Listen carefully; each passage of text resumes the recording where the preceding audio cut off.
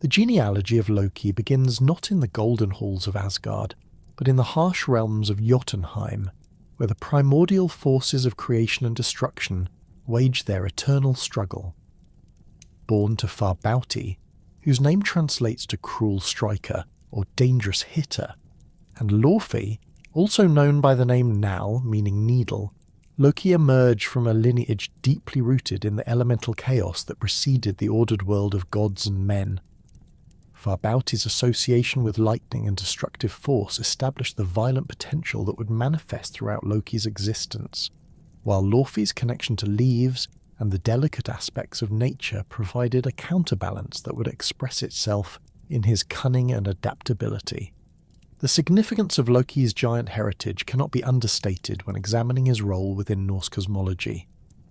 As a Jotun by blood, he belonged to the ancient race that represented the untamed forces of nature, the powers that existed before the Aesir brought order to the cosmos. These beings were not merely enemies of the gods, but represented necessary opposition, the chaos that gave meaning to order, the destruction that made creation possible. Loki's parentage placed him squarely within this tradition of primordial force, yet his destiny would lead him to the very heart of divine civilization in Asgard. The elemental nature of his bloodline manifested in Loki's fundamental characteristics. From Farbauti came the capacity for sudden violence, the ability to strike without warning, and the association with fire that would become one of his most prominent attributes. The lightning aspect of his father's nature translated into Loki's quick wit and his ability to appear and disappear with startling rapidity.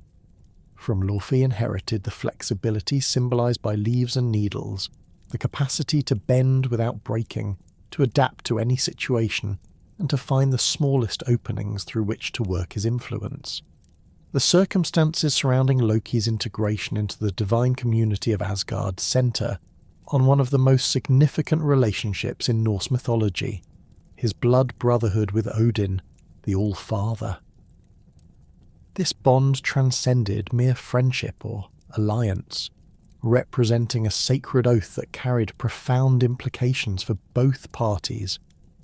The blood brotherhood, known as foster brotherhood in Old Norse tradition, involved the ritual mixing of blood between two individuals, creating a kinship bond that was considered as strong as, if not stronger than, natural family ties. The exact details of this oath-taking between Loki and Odin remain shrouded in the mists of mythological time, but the implications were far-reaching. By entering into this sacred bond, Odin effectively brought the chaotic force represented by Loki into the ordered realm of the Aesir. This was not a decision made lightly, for the All-Father possessed the wisdom of foresight and understood the potential consequences of such an alliance.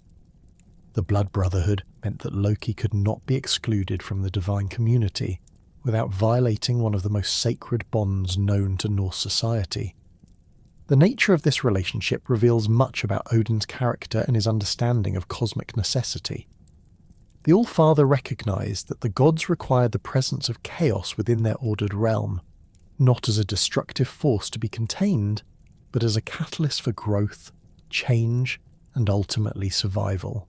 Loki's position as blood brother to Odin granted him unique privileges within Asgard, including the right to speak at divine assemblies, to share in the mead of the gods, and to be consulted on matters of importance.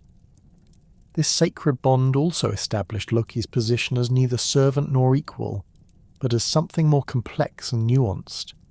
He held a status that allowed him to challenge the gods, to question their decisions, and to act as a necessary counterpoint to their often rigid adherence to order and tradition. The Blood Brotherhood created a relationship that was simultaneously intimate and dangerous, protective and threatening. The early epithets and kennings associated with Loki provide crucial insight into how the ancient Norse understood his fundamental nature.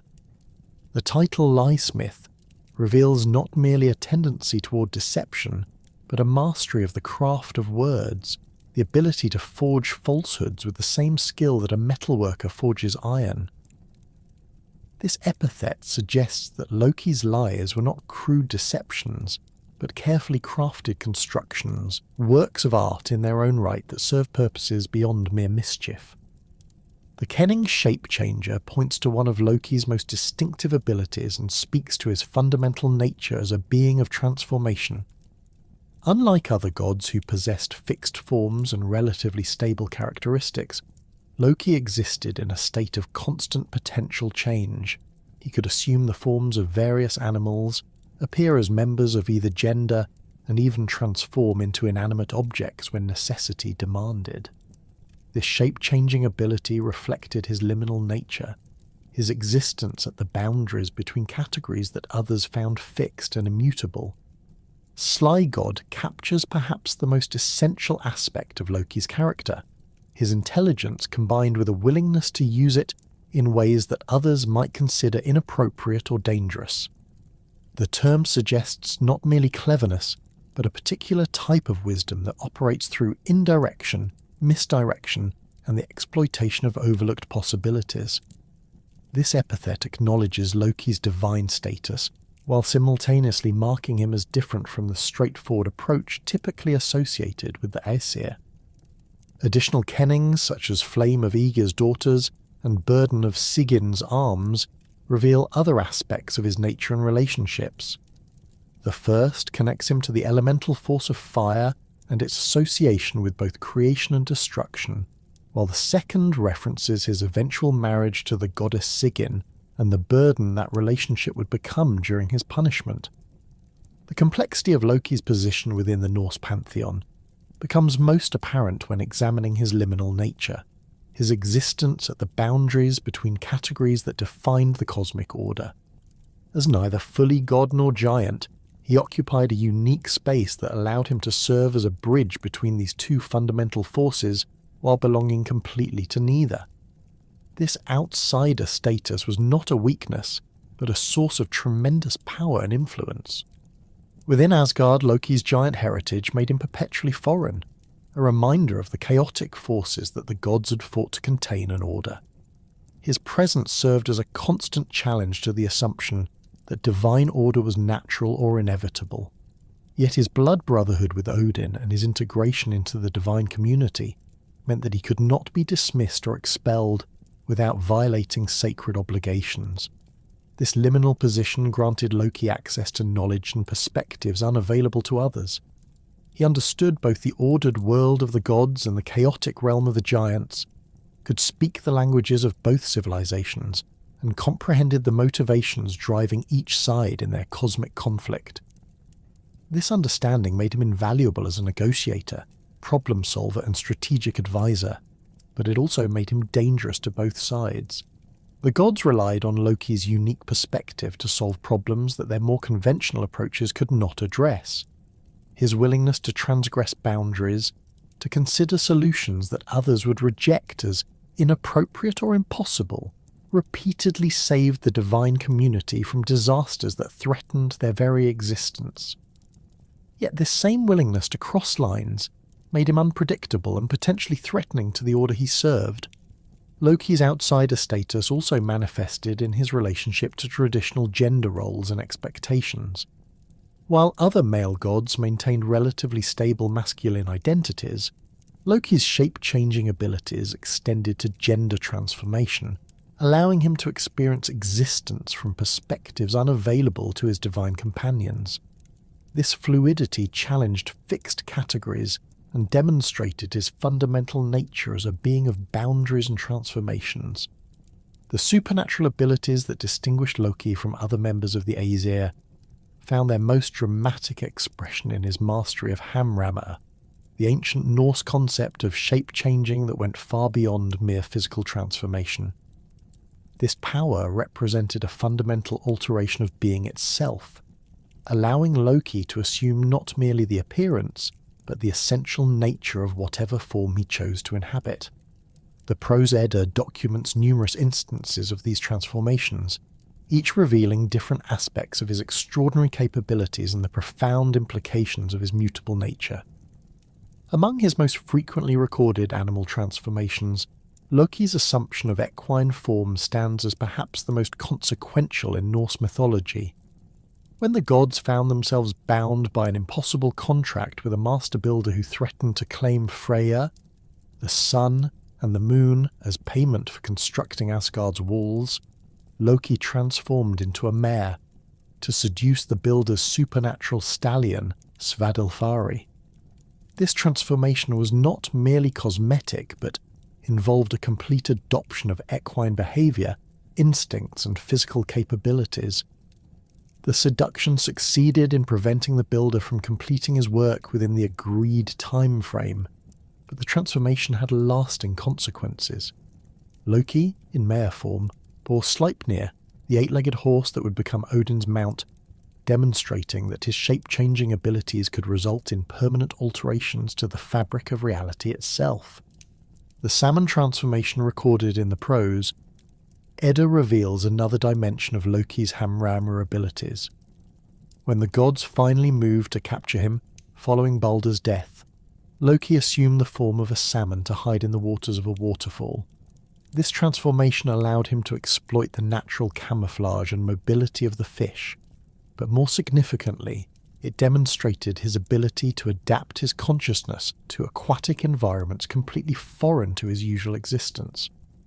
The gods eventually captured him by using a net, but only after he had successfully evaded them for an extended period, showcasing the practical effectiveness of his transformative powers. Loki's transformations into avian forms provided him with capabilities essential to his role as messenger and scout for the gods.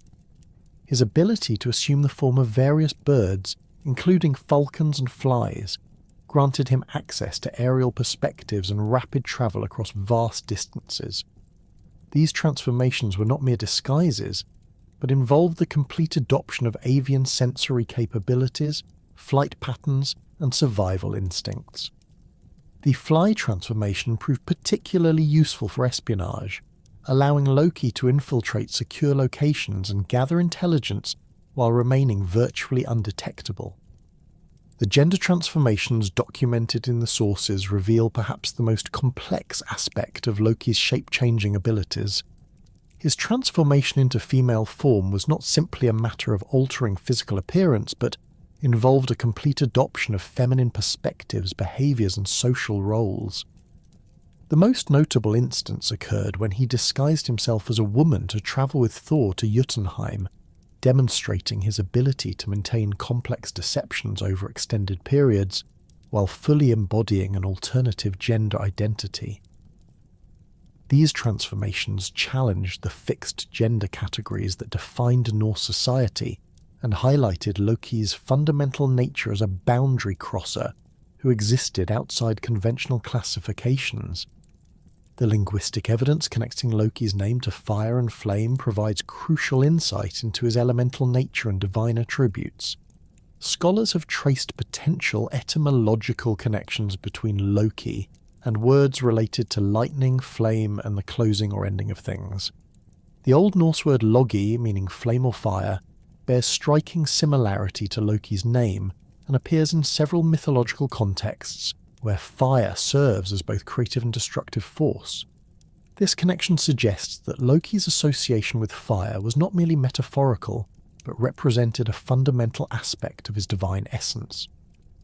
Archaeological evidence from various Germanic cultures reveals widespread veneration of fire deities whose attributes align closely with Loki's characteristics. Ritual sites throughout Scandinavia show evidence of controlled burning ceremonies that appear to have invoked divine figures associated with both beneficial and dangerous aspects of fire. These archaeological findings suggest that Loki's fire associations were deeply embedded in pre-Christian religious practices and represented genuine theological concepts rather than later literary inventions. The connection between Loki and wildfire manifests most clearly in his role during Ragnarok, where he leads the forces of destruction in a cosmic conflagration that will consume the existing world order. This association with uncontrolled destructive fire aligns with his nature as a force of necessary change and transformation. Unlike controlled fire that serves human purposes, wildfire represents the untamed elemental power that can clear away old growth to make room for new life. paralleling Loki's function within the cosmic order. The fire imagery associated with Loki extends beyond mere destruction to encompass the transformative power of flame. Fire's ability to change the essential nature of materials it touches mirrors Loki's shape-changing abilities and his capacity to catalyze fundamental changes in situations and relationships. The forge fire that transforms raw metal into useful tools provides an apt metaphor for Loki's role in transforming chaotic situations into opportunities for growth and advancement, even when the immediate results appear destructive. Loki's intellectual capabilities distinguished him even among the wise Aesir, who were renowned throughout the Nine Worlds for their knowledge and cunning. His particular form of intelligence operated through lateral thinking, the ability to perceive connections and possibilities that escaped more conventional minds. This cognitive agility allowed him to solve problems that had stymied other gods, often by approaching challenges from unexpected angles, or by recognizing opportunities hidden within apparent disasters. The silver tongue attributed to Loki in numerous sources refers not merely to eloquence, but to a specific type of persuasive ability that could alter the fundamental nature of discourse itself. His words possessed the power to reframe situations, to present alternative interpretations of events, and to reveal hidden meanings within seemingly straightforward circumstances. This linguistic mastery made him invaluable as a negotiator and diplomat, capable of finding verbal solutions to conflicts that might otherwise require violent resolution. The double-edged nature of Loki's intellectual gifts becomes apparent in numerous mythological episodes, where his cleverness simultaneously saves and endangers the divine community. His ability to devise solutions to seemingly impossible problems repeatedly rescued the gods from dire situations, but his tendency to create complications through his interventions often generated new difficulties that required further resolution. This pattern reveals the inherent tension within his nature as a force that operated outside conventional moral categories. The strategic thinking that characterized Loki's approach to problem-solving often involved multiple layers of planning and contingency preparation. Unlike other gods who might rely on strength, wisdom, or divine authority to achieve their goals, Loki constructed elaborate schemes that accounted for various possible outcomes and incorporated backup plans within backup plans. This complexity sometimes made his motivations difficult for others to understand and contributed to the suspicion with which some gods regarded his activities. Loki's supernatural speed manifested in his ability to traverse the Nine Worlds with unprecedented rapidity, making him the most effective messenger and scout available to the gods. This velocity was not merely physical, but involved a fundamental alteration of his relationship to space and time that allowed him to appear and disappear with startling suddenness. The speed of his travel made him invaluable for urgent communications between realms and for reconnaissance missions that required rapid intelligence gathering. The boundary-crossing abilities that enabled Loki to move freely between the Nine Worlds reflected his unique position as a being who belonged fully to none of them while maintaining access to all. Unlike other gods whose movements between realms required specific rituals, magical objects, or divine permission, Loki could transition between worlds as easily as stepping from one room to another. This freedom of movement made him privy to information and opportunities unavailable to others and established his role as a crucial link between different cosmic regions. His function as divine messenger extended beyond simple communication to encompass complex diplomatic missions that required deep understanding of different cultural contexts and political situations. Loki's ability to adapt his communication style to suit different audiences made him particularly effective in negotiations with beings whose motivations and values differed significantly from those of the Aesir. His giant heritage provided him with insights into Jotun psychology and culture that proved invaluable in diplomatic contexts. The intelligence-gathering capabilities that accompanied Loki's boundary-crossing abilities made him an essential asset for the god's strategic planning. His capacity to infiltrate hostile territories, observe enemy activities, and return with detailed reports provided the Aesir with crucial advantages in their ongoing conflicts with various threatening forces. This espionage work required not only his shape-changing abilities, but also his talent for rapid analysis and his skill at remaining undetected in dangerous situations. The construction of Asgard's protective wall stands among the most complex and consequential episodes in Norse mythology, demonstrating how Loki's interventions could simultaneously solve immediate crises while creating unforeseen complications that would resonate throughout the cosmic order. The gods found themselves confronted with a master builder whose supernatural abilities exceeded their expectations and whose contractual demands threatened the very foundations of their divine community. This unnamed giant, arriving at the gates of Asgard with his stallion Svadilfari, proposed to construct an impregnable wall around the divine realm within a single winter season, demanding as payment the goddess Freya, along with the sun and the moon. The terms of this contract initially appeared favourable to the gods, who assumed that no single builder, regardless of skill, could complete such a massive undertaking within the specified time frame.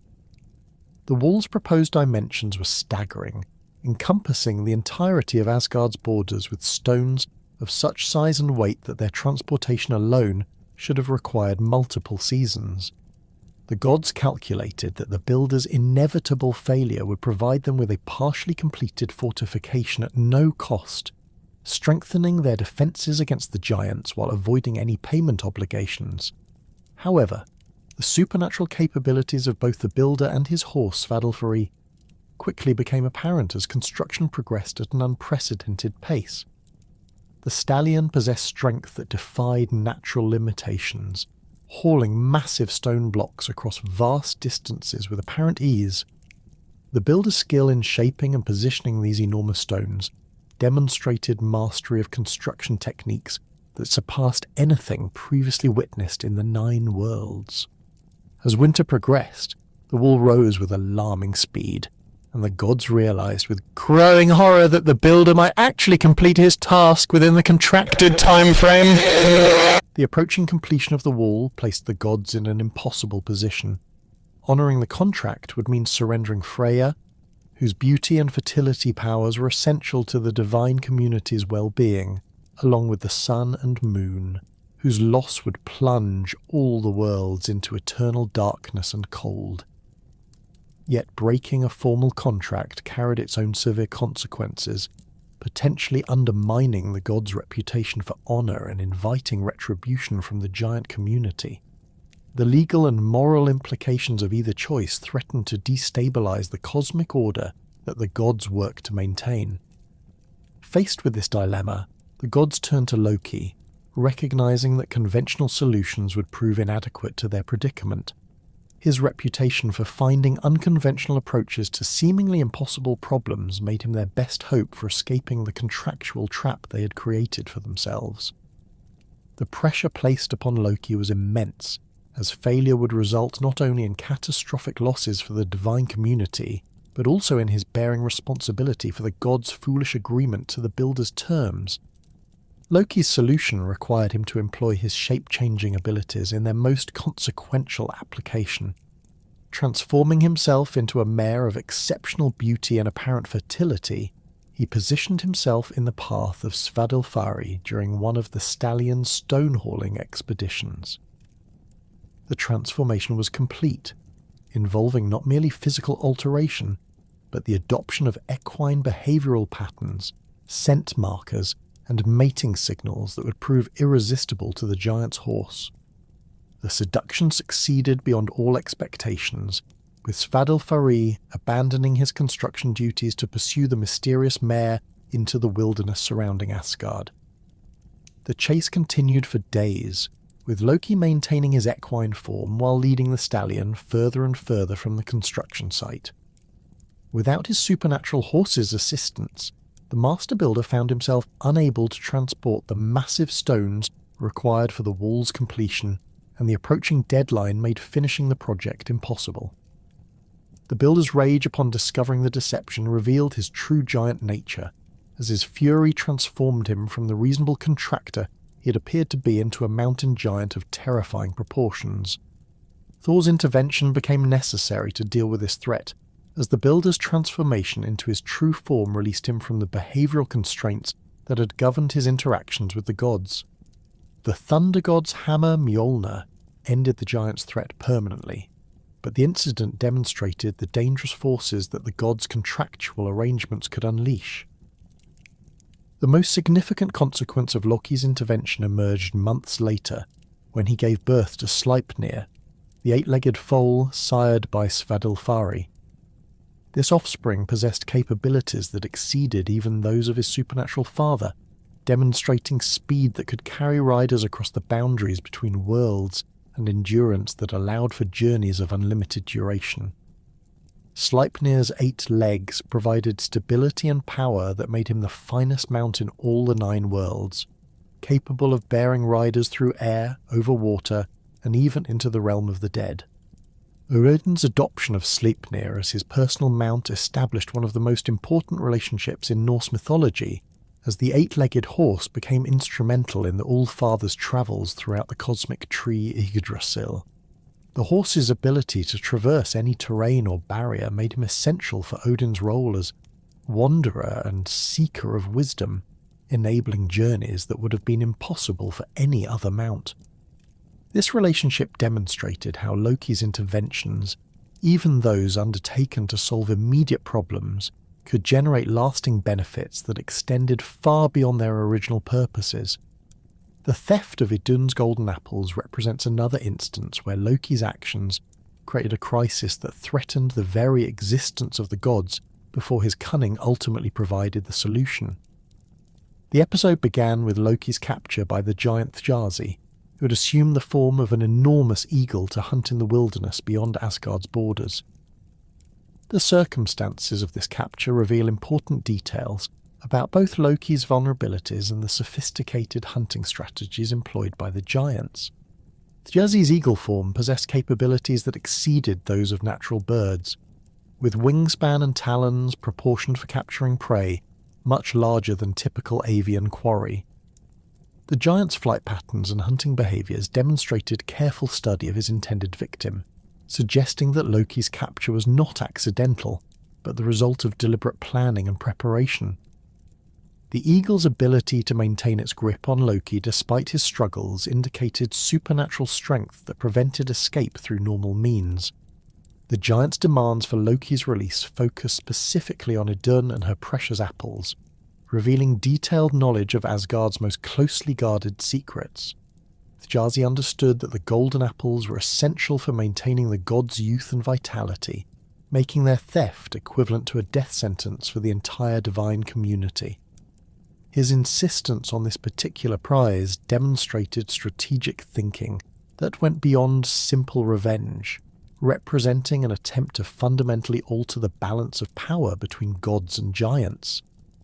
Under duress and facing the prospect of permanent captivity or death, Loki agreed to Thjazi's demands and devised a plan to lure Idun beyond Asgard's protective boundaries. His deception involved convincing the goddess that he had discovered apple trees in the wilderness that bore fruits similar to her own, suggesting that she bring her apples for comparison purposes.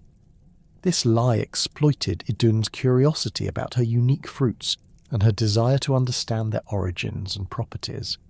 The success of this deception required Loki to exploit his established relationship with Idun and his reputation as a traveller who possessed knowledge of remote locations throughout the 9 worlds. His ability to provide convincing details about the supposed apple grove, including specific directions and descriptions of the surrounding landscape, demonstrated his skill at constructing elaborate falsehoods that incorporated enough truth to seem credible. The goddess's trust in Loki's word made her vulnerable to manipulation that she might have resisted from other sources. Thjazi's capture of Idun and her apples immediately began affecting the gods' physical condition, as their immortal youth started deteriorating without access to the golden fruit. The aging process manifested rapidly, with hair turning grey, skin developing wrinkles, and physical strength diminishing noticeably within days of the apple's disappearance. This deterioration created panic within Asgard, as the gods realised that their continued existence depended entirely on Idun's safe return. The crisis deepened as the gods' investigation revealed Loki's role in Idun's disappearance, creating a situation where their only hope for salvation lay with the same individual who had caused their predicament. The moral complexity of this situation highlighted the problematic nature of Loki's position within the divine community, as his unique capabilities made him both indispensable and dangerous. The gods found themselves forced to rely on the very person whose actions had threatened their survival. Loki's rescue mission required him to infiltrate Thiazi's stronghold in Jotunheim, where the giant had imprisoned Idun while consuming her apples to enhance his own power and longevity. The fortress's defences included not only physical barriers but supernatural protections that made unauthorised entry extremely difficult. Loki's success in penetrating these defences demonstrated his mastery of stealth techniques and his ability to exploit weaknesses in seemingly impregnable security systems. The transformation of Idun into a nut for easier transport during the escape revealed another application of Loki's shape-changing abilities, as he could apparently extend his transformative powers to affect other beings under specific circumstances. This capability required tremendous skill and concentration, as maintaining the transformation while navigating hostile territory and evading pursuit placed enormous demands on his supernatural abilities. The successful completion of this complex magical operation while under extreme stress has showcased the full extent of his powers. Thiazi's pursuit in eagle form created a deadly chase across the skies between Jotunheim and Asgard, with Loki in falcon form carrying the transformed Idun, while the giant's superior size and speed gradually closed the distance between them. The chase's intensity increased as they approached Asgard's borders, where the gods had prepared a trap involving a massive bonfire that would destroy Thiazi's feathered form. The timing of this trap required precise coordination between Loki's arrival and the gods' preparation, demonstrating the level of trust that still existed between Loki and the divine community, despite his role in creating the crisis. The creation of the gods' greatest treasures through Loki's wager with the dwarven brothers Brokkr and Eitri emerged from his impulsive boasting about the superior craftsmanship of the sons of Ivaldi, who had created Sif's golden hair replacement after Loki's prank had left Thor's wife bald. This casual comment escalated into a formal challenge when Brokkr and Eitri claimed their smithing skills exceeded those of any other craftsman in the Nine Worlds, leading to a wager that would produce some of the most powerful artifacts in Norse mythology. The stakes of this competition extended beyond simple pride, as Loki wagered his head against the Dwarven brothers' claim that they could create 3 gifts superior to those already produced by the sons of Ivaldi. This seemingly reckless bet reflected Loki's confidence in his ability to manipulate situations to his advantage, but it also demonstrated his tendency to escalate minor disputes into major confrontations with potentially catastrophic consequences. The formal nature of the wager meant that both parties were bound by cosmic law to honour the results, regardless of personal preferences or subsequent regrets. The Dwarven brothers' first creation was Gullinbursti, a golden boar intended for the god Freyr, whose mechanical perfection exceeded anything previously achieved in divine craftsmanship. The boar's bristles were individual strands of gold that glowed with their own inner light, providing illumination that could penetrate any darkness. Its ability to travel through air and water with equal facility, combined with speed that surpassed any other mount, made it a worthy companion for a fertility god whose duties required travel throughout all the worlds. Their second creation, Draupnir, represented the pinnacle of magical goldsmithing, as this arm ring possessed the ability to reproduce itself 8 times over every 9th night, creating a steady supply of identical golden rings. The mathematical precision of this reproduction cycle reflected deep understanding of cosmic rhythms and numerical harmonies that governed magical operations.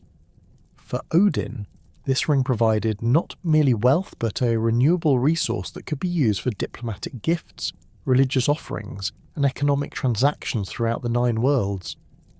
The creation of Mjolnir, Thor's legendary hammer, required the Dwarven brothers to overcome supernatural interference as Loki attempted to sabotage their work through shape-changing disruption. Transforming himself into a fly, Loki repeatedly stung Brokkr while he operated the bellows that maintained the forge's temperature, trying to cause mistakes that would ruin the hammer's creation.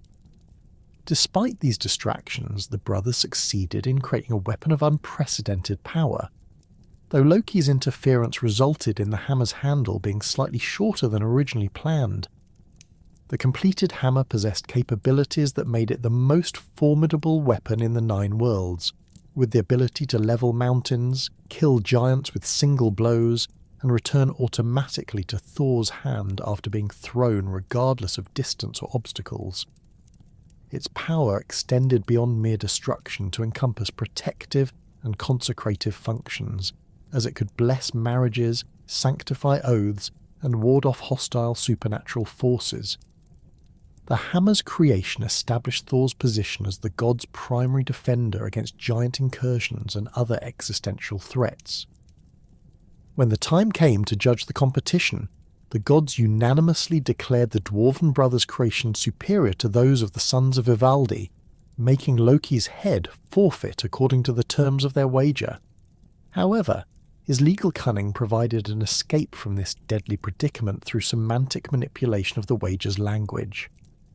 Loki argued that while he had bet his head, he had not included his neck in the wager, and since the head could not be removed without damaging the neck, the brothers could not collect their prize without violating the precise terms of their agreement.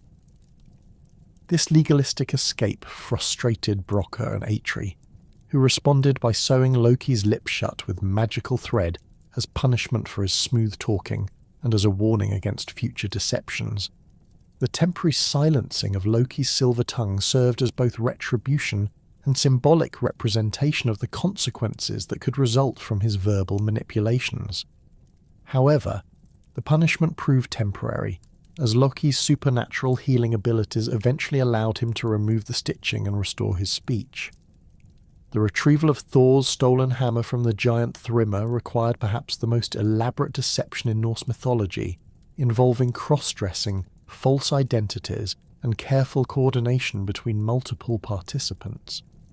The theft itself occurred while Thor slept, demonstrating that even the god's most powerful weapons were vulnerable to cunning thieves who could exploit moments of inattention. Thrymr's ability to steal Mjolnir without waking its owner revealed sophisticated planning and possibly magical assistance that enabled the giant to overcome the hammer's protective enchantments. The giant's demands for the hammer's return focused on marriage to Freya, revealing his desire to establish kinship ties with the Aesir through matrimonial alliance, rather than simple conquest or destruction. This diplomatic approach suggested that Thrymr understood the complex political relationships that governed interactions between gods and giants, recognizing that marriage alliances could provide more lasting advantages than military victories. His specific choice of Freya as desired bride reflected understanding of her importance within the divine community and her value as a political prize. Freya's vehement rejection of the proposed marriage created a crisis that required immediate resolution, as Thrymr had hidden Mjolnir 8 fathoms beneath the earth where it could not be retrieved without his cooperation. The depth of this concealment placed the hammer beyond the reach of conventional recovery methods, making negotiation or deception the only viable approaches to its retrieval. The god's dependence on Thor's hammer for protection against giant threats made its recovery essential for their continued security. Loki's solution involved disguising Thor as Freyr, complete with bridal dress, jewellery and feminine mannerisms that would convince Thrymr and his retainers of the deception's authenticity. This plan required Thor to suppress his naturally aggressive behaviour and adopt feminine speech patterns, posture, and social responses that contradicted his fundamental nature as a warrior god.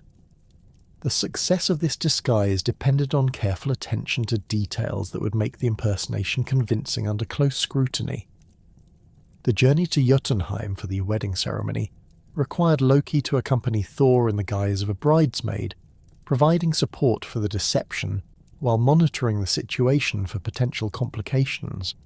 His role involved managing conversations, deflecting suspicious questions, and maintaining the illusion through quick thinking and verbal dexterity. The collaborative nature of this deception demonstrated the partnership that could exist between Loki and Thor when their goals aligned, despite their frequent conflicts over methods and approaches. The wedding feast at Thrymm's hall provided numerous opportunities for the deception to fail, as Thor's enormous appetite and aggressive drinking habits were difficult to reconcile with feminine behaviour expected from a bride.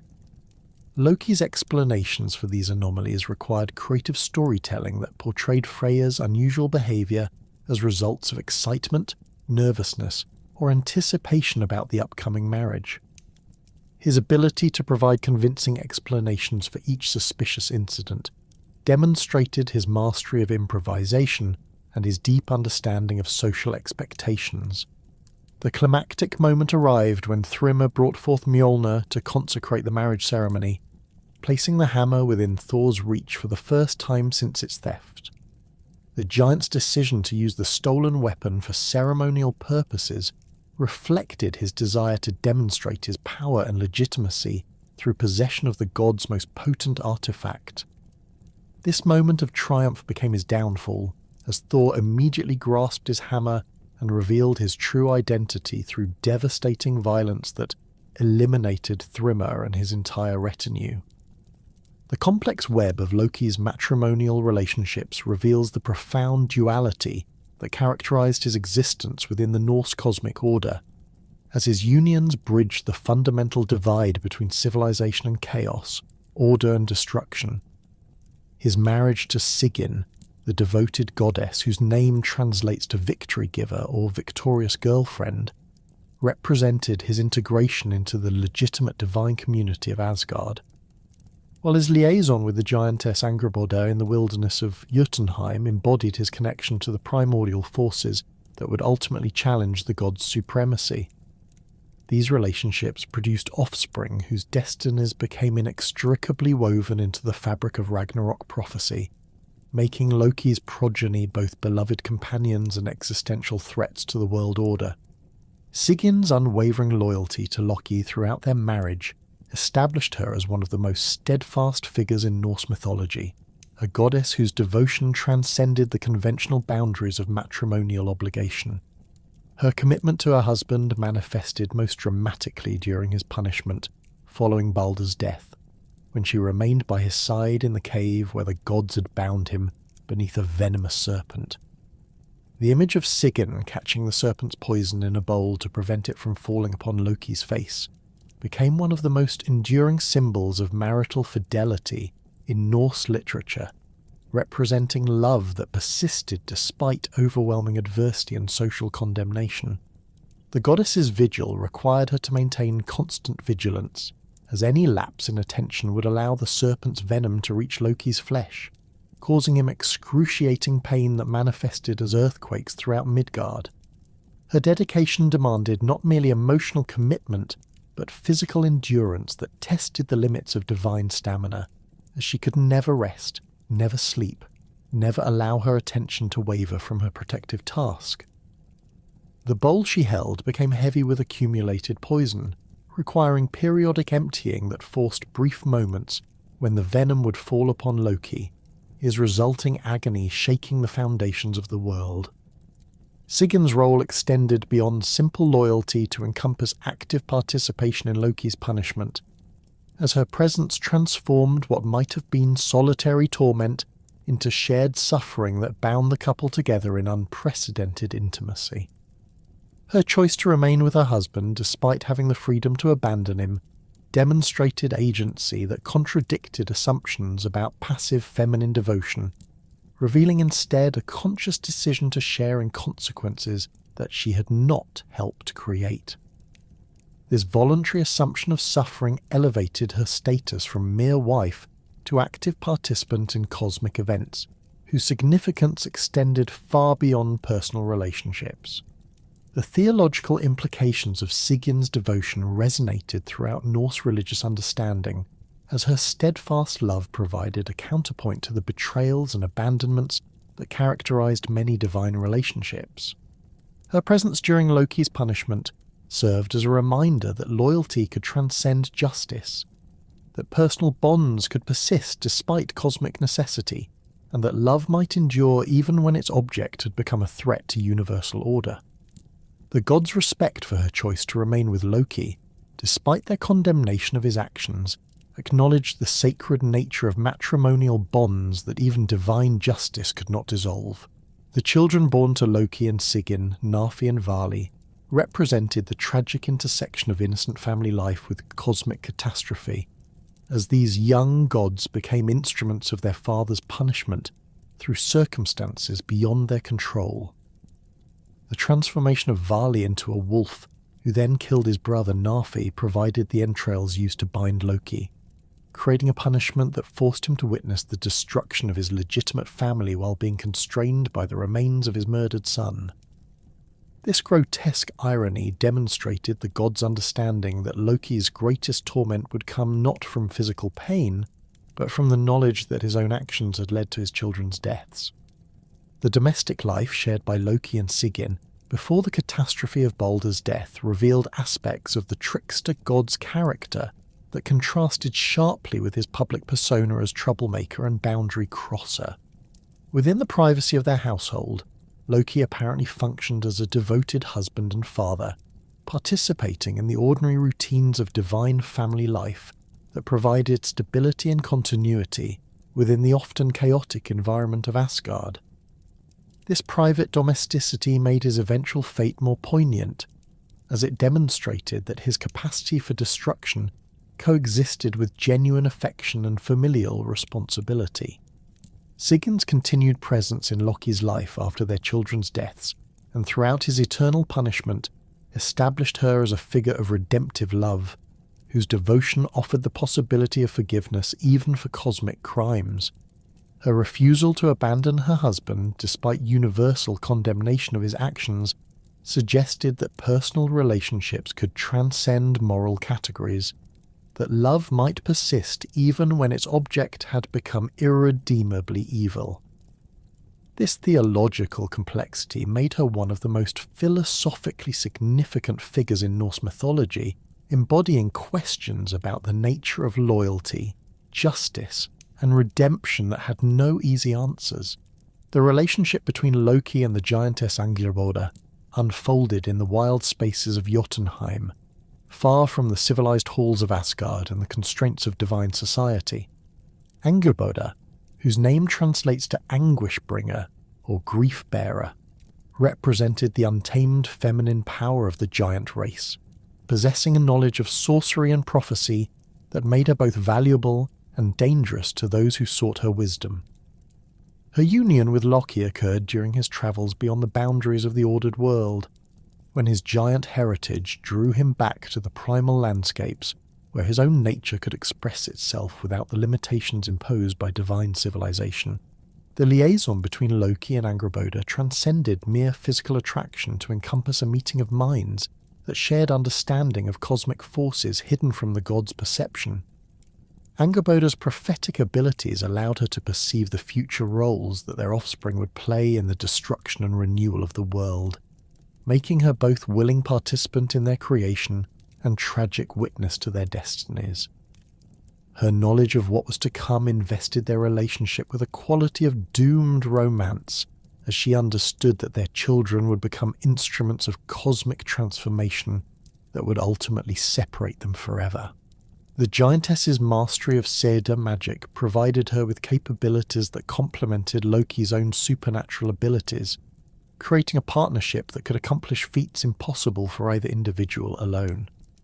Her understanding of the darker aspects of magical practice, including necromancy, shape-changing and prophetic divination, aligned with Loki's willingness to transgress boundaries that other beings respected.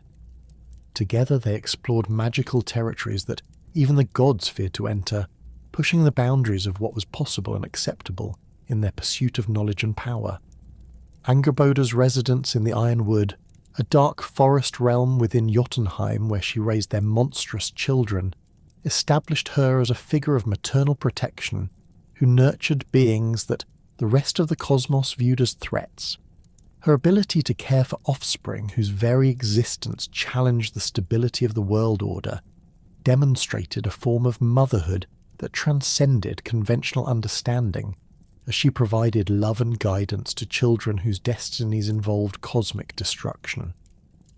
This paradoxical nurturing of destructive forces made her one of the most complex maternal figures in Norse mythology.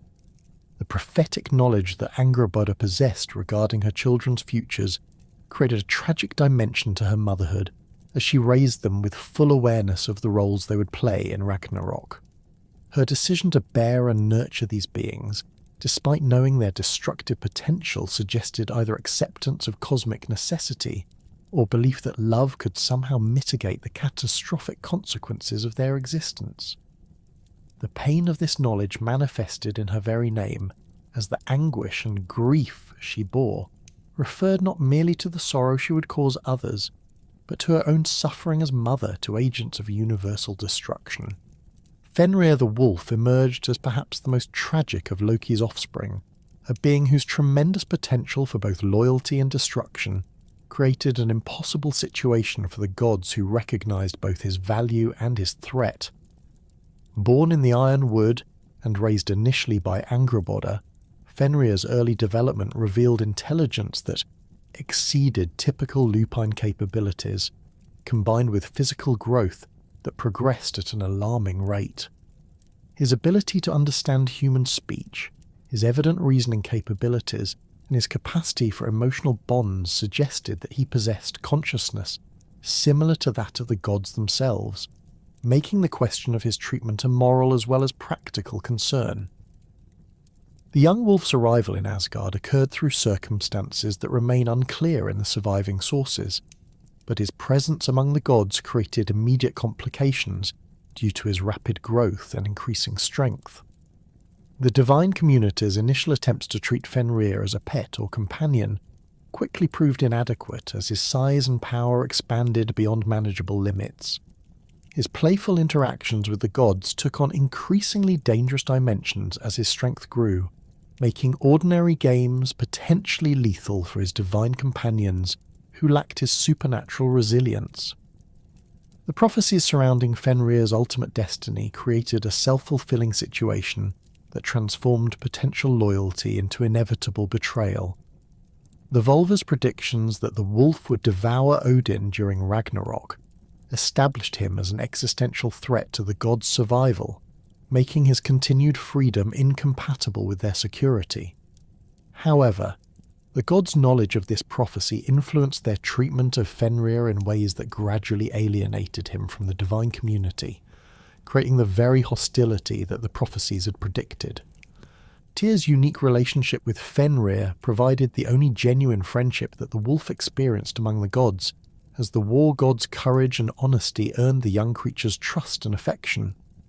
Tyr's willingness to feed Fenrir personally, to spend time with him, and to treat him as a worthy companion rather than a dangerous beast, demonstrated the possibility of positive relationships between gods and giants that transcended racial boundaries. This friendship made Tyr's eventual role in Fenrir's binding particularly tragic, as it required him to betray the trust of the being who had shown him genuine affection. The creation of Gleipnir, the magical fetter designed specifically to restrain Fenrir, represented one of the most sophisticated magical workings in Norse mythology, requiring the combined efforts of the dwarven craftsmen who possessed knowledge of binding techniques that transcended physical limitations. The fetter's construction incorporated 6 impossible ingredients: the sound of a cat's footfall, the beard of a woman, the roots of a mountain, the sinews of a bear, the breath of a fish, and the spittle of a bird. These paradoxical components existed in the spaces between categories, in the realm of impossibility that made them perfect materials for constraining a being whose very existence challenged natural order. The binding of Fenrir required elaborate deception that exploited his pride and competitive nature, while concealing the god's true intentions behind the pretense of strength-testing games. The presentation of Gleipnir as a challenge to be overcome rather than a permanent restraint allowed the gods to position the binding as sport rather than imprisonment, making Fenrir's participation seem voluntary rather than coercive.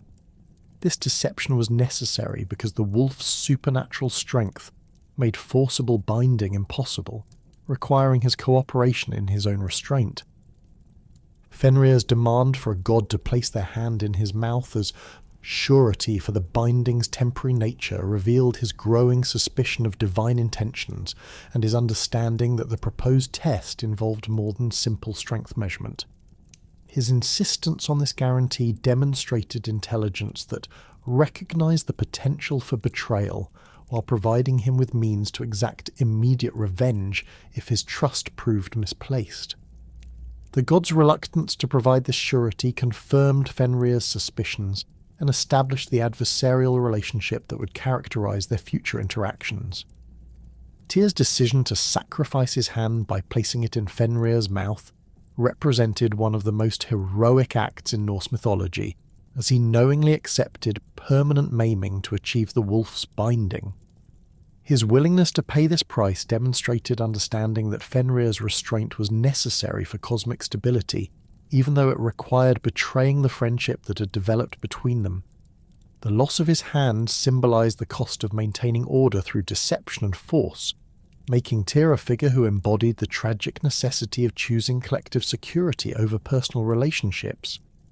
The moment of Fenrir's realization that he had been permanently bound marked the transformation of potential ally into confirmed enemy, as his rage and sense of betrayal eliminated any possibility of future reconciliation with the gods.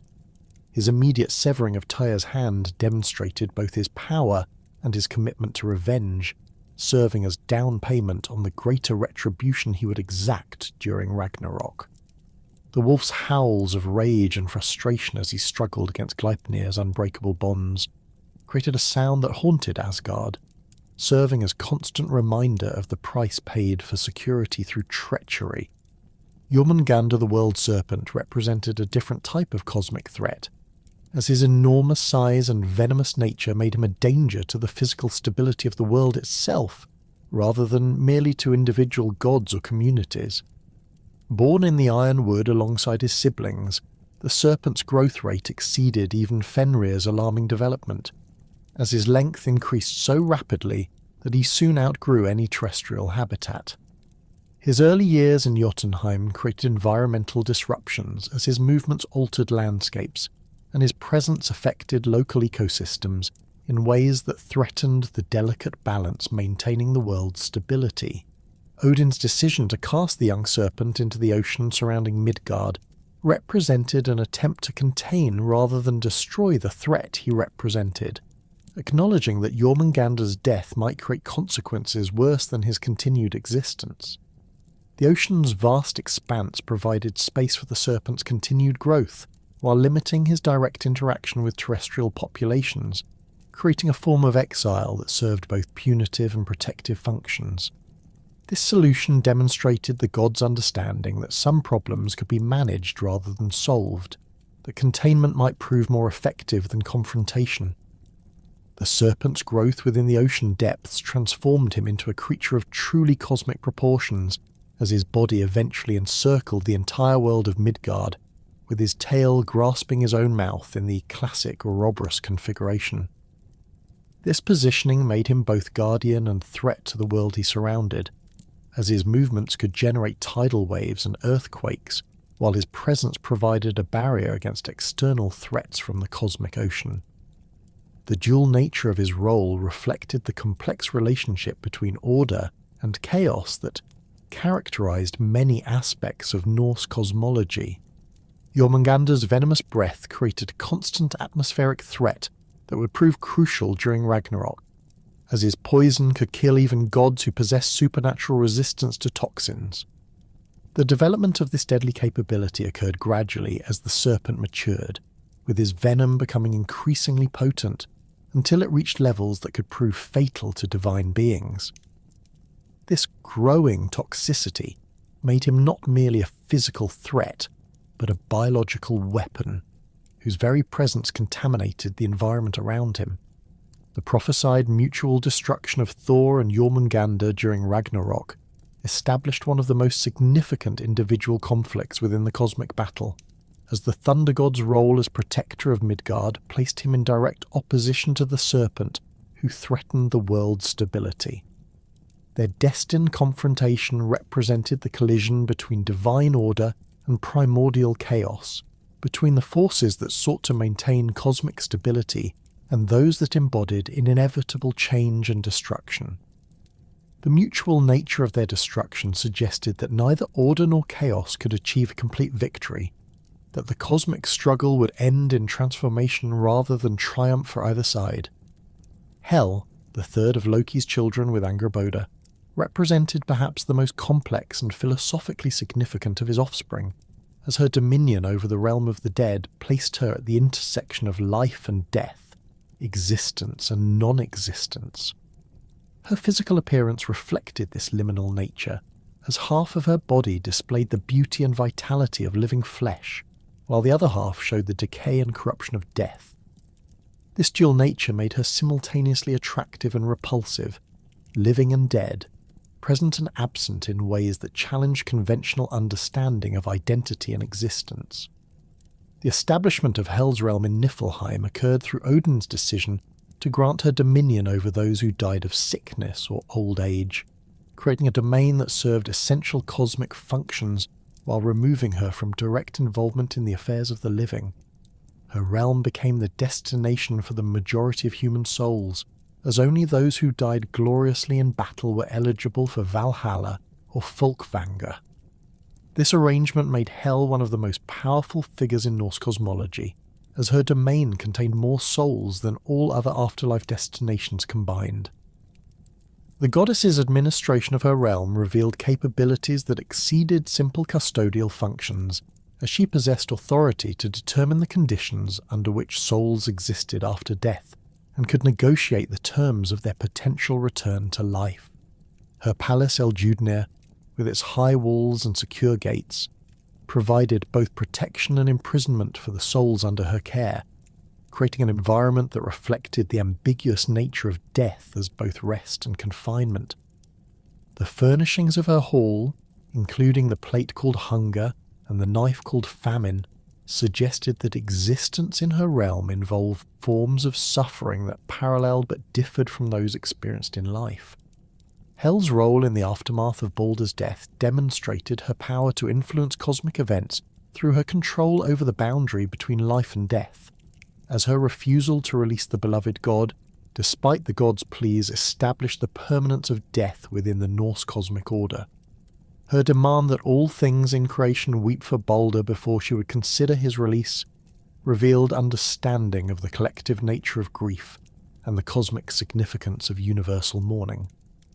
The failure of this condition due to Loki's refusal to weep established Hel as an unwitting agent of her father's schemes while maintaining her independence as ruler of her own domain. The death of Baldur began not with violence or treachery, but with dreams that penetrated the peaceful sleep of Asgard's most beloved god. These visions came to Baldur night after night, each more disturbing than the last, filled with images of darkness, death, and cosmic upheaval that stood in stark contrast to his nature as a deity of light, purity, and beauty. The dreams possessed a quality that distinguished them from ordinary nighttime fantasies, carrying the weight of prophetic truth that made them impossible to dismiss as mere products of an anxious mind. Baldur's distress over these nocturnal visitations grew with each passing night, as the visions became increasingly vivid and detailed in their portrayal of his impending doom. The content of these dreams revealed specific details about Baldur's death that would later prove prophetically accurate, including the visions of weapons that could not harm him, gods who wept for his loss, and darkness spreading across the 9 worlds following his demise. The dreams showed him scenes of his own funeral pyre, the launching of his ship Hringhorni laden with his body and treasures, and the grief-stricken faces of gods and goddesses who mourned his passing. Most disturbing of all were the visions of cosmic consequences that would follow his death, including the beginning of the events that would lead to Ragnarok itself. Baldur's attempts to understand these dreams led him to seek counsel from the wisest figures in Asgard, including his father Odin and the other gods who possessed knowledge of prophecy and divination. However, the dream's symbolic content proved difficult to interpret with certainty, as they mixed literal images with metaphorical representations that could be understood in multiple ways. The recurring themes of darkness overcoming light, of weapons failing to provide protection, and of universal mourning suggested that the dreams concerned not merely personal death, but cosmic transformation of unprecedented scope. The god's growing anxiety about these prophetic visions began to affect his daily interactions with other members of the divine community, as his usual cheerful demeanour gave way to periods of brooding contemplation and visible distress. His mother Frigg noticed these changes first, observing how her son's radiant presence seemed dimmed by the weight of his nocturnal experiences. The other gods also perceived the alteration in Baldur's behaviour, noting how he startled at sudden sounds, avoided activities that might involve physical risk, and spoke less frequently during their gatherings. Frigg's maternal response to her son's distress manifested in one of the most ambitious protective undertakings recorded in Norse mythology, as she embarked upon a quest to secure oaths from every entity in creation that they would not harm Baldur. This massive undertaking required her to travel throughout all the 9 worlds, visiting every location where beings capable of causing harm might be found. Her journey took her to the halls of gods and goddesses, the forges of dwarven craftsmen, the wilderness domains of giants, and the natural habitats of animals, plants, and even inanimate objects that might potentially pose threats to her son. The goddess's approach to each entity she encountered involved formal requests for binding oaths that would prevent them from harming Baldur under any circumstances. These oaths carried tremendous weight within Norse cosmology, as breaking such sacred promises would result in severe cosmic consequences for the oathbreaker. Frigg's reputation for wisdom and her position as Odin's wife provided her with the authority necessary to request such commitments, while her obvious maternal devotion made her pleas difficult for honourable beings to refuse. The scope of Frigg's undertaking revealed the comprehensive nature of her protective efforts, as she sought oaths not merely from obvious threats like weapons and dangerous animals, but from every conceivable source of potential harm. She visited the smithies where swords, spears, and axes were forged, securing promises from both the craftsmen and their creations that they would not injure her son. She travelled to forests and meadows to obtain oaths from trees whose branches might fall, from stones that might be thrown, and from plants whose toxins might prove harmful. Her journey extended to the realm of natural forces, as she sought commitments from fire that it would not burn Baldur, from water that it would not drown him, and from ice that it would not freeze him. The wind promised not to blow him from high places, while the earth itself swore not to open beneath his feet. Even diseases and ailments gave their word that they would not afflict the beloved god, creating a comprehensive network of protection that seemed to encompass every possible source of harm within the created universe. The success of Frigg's mission appeared complete when she returned to Asgard, with assurances that all things had sworn not to harm her son. The gods celebrated this achievement by creating a new form of entertainment that involved throwing various objects at Baldur to demonstrate the effectiveness of the protective oaths. Weapons bounced harmlessly off his body, stones fell to the ground without striking him, and even the most deadly poisons had no effect when they came into contact with his flesh. These demonstrations became popular pastimes during divine gatherings, as the gods marvelled at the comprehensive nature of the protection that Frigg had secured. However, the thoroughness of Frigg's quest contained a single, seemingly insignificant oversight that would prove catastrophic. During her extensive travels, she had encountered a small plant growing west of Valhalla, a young mistletoe shoot that appeared so harmless and insignificant that she deemed it unworthy of concern. The plant's youth and apparent fragility led her to conclude that it could pose no possible threat, to a powerful son, making an oath unnecessary.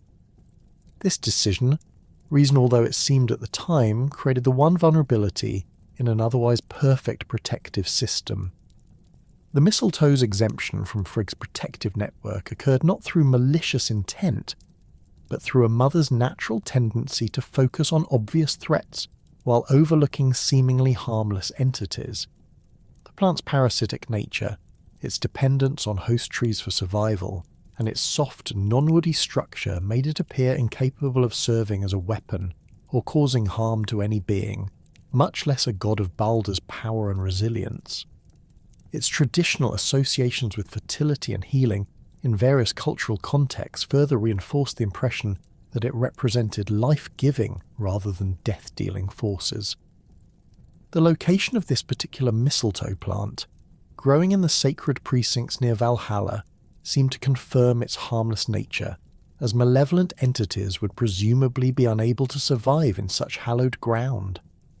Its proximity to Odin's hall suggested that it existed under divine protection and surveillance, making it unlikely to serve as an instrument of harm against the gods.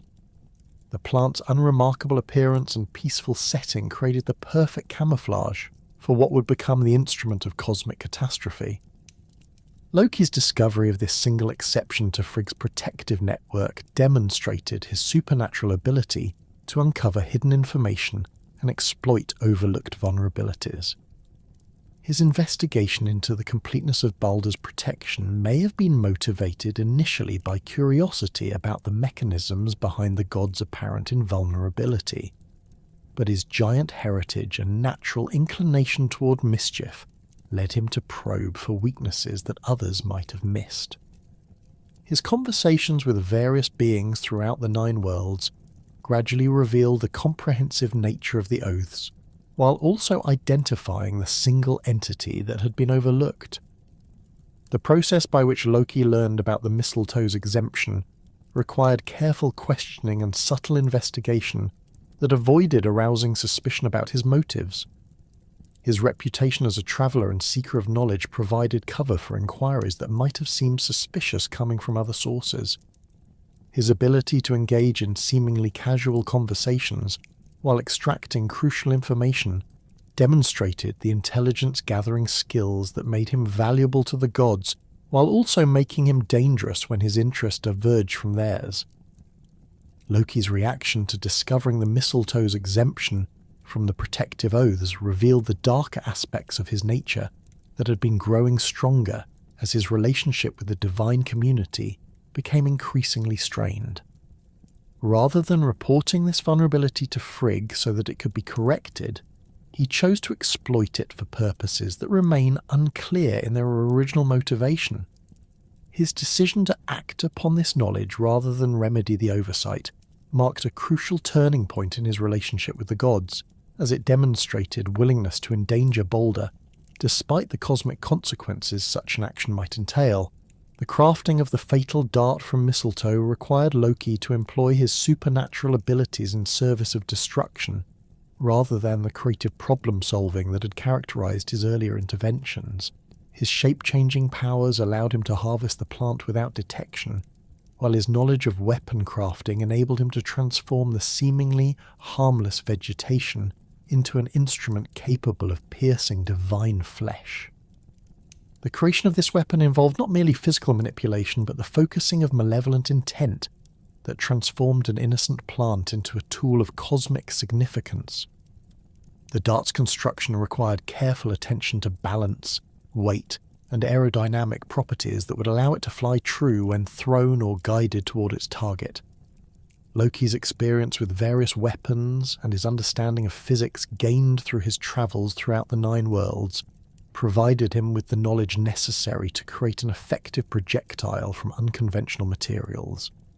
The weapon's deceptively simple appearance concealed the sophisticated craftsmanship required to make it lethal, despite its organic composition.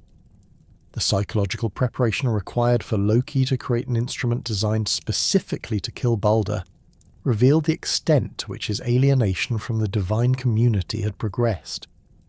His willingness to contemplate the death of one of the most beloved and innocent members of the Aesir demonstrated that his capacity for destructive action had evolved beyond mere mischief into something approaching genuine malevolence. The time and effort invested in creating the dart showed premeditation that distinguished this act from his previous impulsive pranks and schemes. Hodr the blind god occupied a unique position within the divine community, as his lack of sight prevented him from participating in many of the activities that defined social interaction among the Aesir. His blindness, whether present from birth or acquired through injury or divine curse, created isolation that made him dependent on others for information about visual events, and excluded him from activities that required sight. This dependence fostered a trusting nature that made him vulnerable to manipulation by those who might exploit his reliance on their descriptions and guidance. The blind god's exclusion from the popular game of throwing objects at Baldur stemmed not from lack of interest, but from his inability to aim projectiles accurately without sight. His desire to participate in activities that brought joy to his divine companions created a sense of frustration and longing that made him susceptible to offers of assistance from those who claimed to want to help him join in the fun. His genuine affection for Baldur and his desire to honour the beloved god through participation in the protective demonstrations made him an ideal target for manipulation. Loki's approach to Hodr required careful psychological manipulation that exploited the blind god's isolation and desire for inclusion while concealing the true purpose behind the offered assistance. His presentation of the mistletoe dart as a suitable projectile for Hodr to throw at Baldur appeared to be a friendly gesture designed to help the blind god participate in the popular entertainment. The weapon's organic composition and relatively lightweight made it seem like an appropriate choice for someone whose lack of sight might make heavier projectiles dangerous to bystanders. The guidance that Loki provided to Hodr during the fatal throw involved precise positioning and aiming instructions that ensured the dart would strike Baldur in a vulnerable location. His knowledge of anatomy and ballistics allowed him to calculate the exact angle and force required to make the seemingly harmless projectile lethal, despite its unconventional nature. The careful coaching he provided to the blind god created the illusion of helpful assistance while actually orchestrating a precisely planned assassination. Hodr's innocence in the act of killing Baldur created one of the most tragic situations in Norse mythology, as his genuine desire to participate in honouring the beloved god led directly to that god's death. His trust in Loki's guidance and his assumption that the dart would prove as harmless as all other objects thrown at Baldur made him an unwitting instrument of destruction. The blind god's horror upon learning that his throw had actually killed Baldur rather than bouncing harmlessly away demonstrated the complete absence of malicious intent in his actions. The moment of Baldur's death created a cosmic rupture that immediately affected the fundamental order of the Nine Worlds, as the god of light and purity represented forces essential to maintaining universal stability. The mistletoe dart's penetration of his flesh shocked the assembled gods, not merely because it succeeded where all other weapons had failed, but because it demonstrated that their most comprehensive protective measures could be circumvented through the exploitation of seemingly insignificant oversights. The sight of Baldur's body falling lifeless to the ground created a silence that reflected the magnitude of the catastrophe that had just occurred. The immediate aftermath of Baldur's death revealed the extent to which the divine community had relied upon his presence for emotional and spiritual stability, as his loss created grief that transcended normal mourning to become a cosmic force in its own right. The gods' initial inability to comprehend what had happened reflected their assumption that Frigg's protective oaths had made Baldur truly invulnerable, making his death seem impossible despite the evidence before their eyes. The gradual realization that their beloved companion was truly dead rather than merely injured created waves of sorrow that affected not only the divine community, but all of creation. The gods' investigation into the circumstances of Baldur's death quickly focused on the weapon that had killed him, as the mistletoe dart's success in penetrating divine flesh demanded explanation. Their examination of the projectile revealed its organic nature and its exemption from the protective oaths that had shielded Baldur from all other harm. This discovery led inevitably to questions about how such a weapon had been created, and who had possessed the knowledge necessary to exploit this single vulnerability in an otherwise perfect defensive system. The suspicion that immediately fell upon Loki reflected both his reputation for involvement in complex schemes and his presence at the scene when Hodra threw the fatal dart. His role in guiding the blind god's aim and his provision of the weapon created circumstantial evidence that pointed toward his culpability in orchestrating Baldur's death. The gods' growing understanding of his involvement transformed their grief into anger as they realized that one of their own community had engineered the death of their most beloved member. The transformation of Loki's status within the divine community began at the moment when the gods comprehended his role in Baldur's death, as their previous tolerance for his mischievous behaviour gave way to recognition that he had crossed a line from which there could be no return. His actions in this instance could not be dismissed as harmless pranks or even problematic but ultimately beneficial interventions, as Baldur's death served no constructive purpose and created only destruction and sorrow. The realization that Loki had deliberately caused the death of an innocent and beloved god marked the beginning of his transformation from trickster ally to cosmic enemy. The theological implications of Loki's actions in orchestrating Baldur's death extended beyond personal betrayal to encompass fundamental questions about the nature of evil and its place within the cosmic order. His willingness to destroy innocence for no apparent gain suggested that his nature contained elements of pure malevolence that had previously been hidden beneath layers of useful cunning and creative problem-solving. The gods' recognition of this darker aspect of his character forced them to reconsider their previous assumptions about his fundamental loyalty to their community and their cause. The cosmic implications of Baldur's death reverberated through the Nine Worlds with such intensity that even the normally stoic Odin found himself overwhelmed by grief that transcended his usual emotional control. The All-Father's anguish manifested not merely as personal loss, but as recognition that his son's death represented the beginning of the end times, prophesied in the Volva's visions. His immediate response involved mobilizing every resource at his disposal to explore possibilities for reversing this catastrophe, despite his prophetic knowledge suggesting that such efforts might prove futile. The urgency of the situation demanded action, even when hope seemed minimal, as the alternative, accepting Baldur's permanent death, would effectively acknowledge the inevitability of Ragnarok's approach. Odin's consultation with the Norns and other prophetic entities confirmed his worst fears about the cosmic significance of recent events, as these ancient beings spoke of threads in the web of fate that had been severed beyond repair.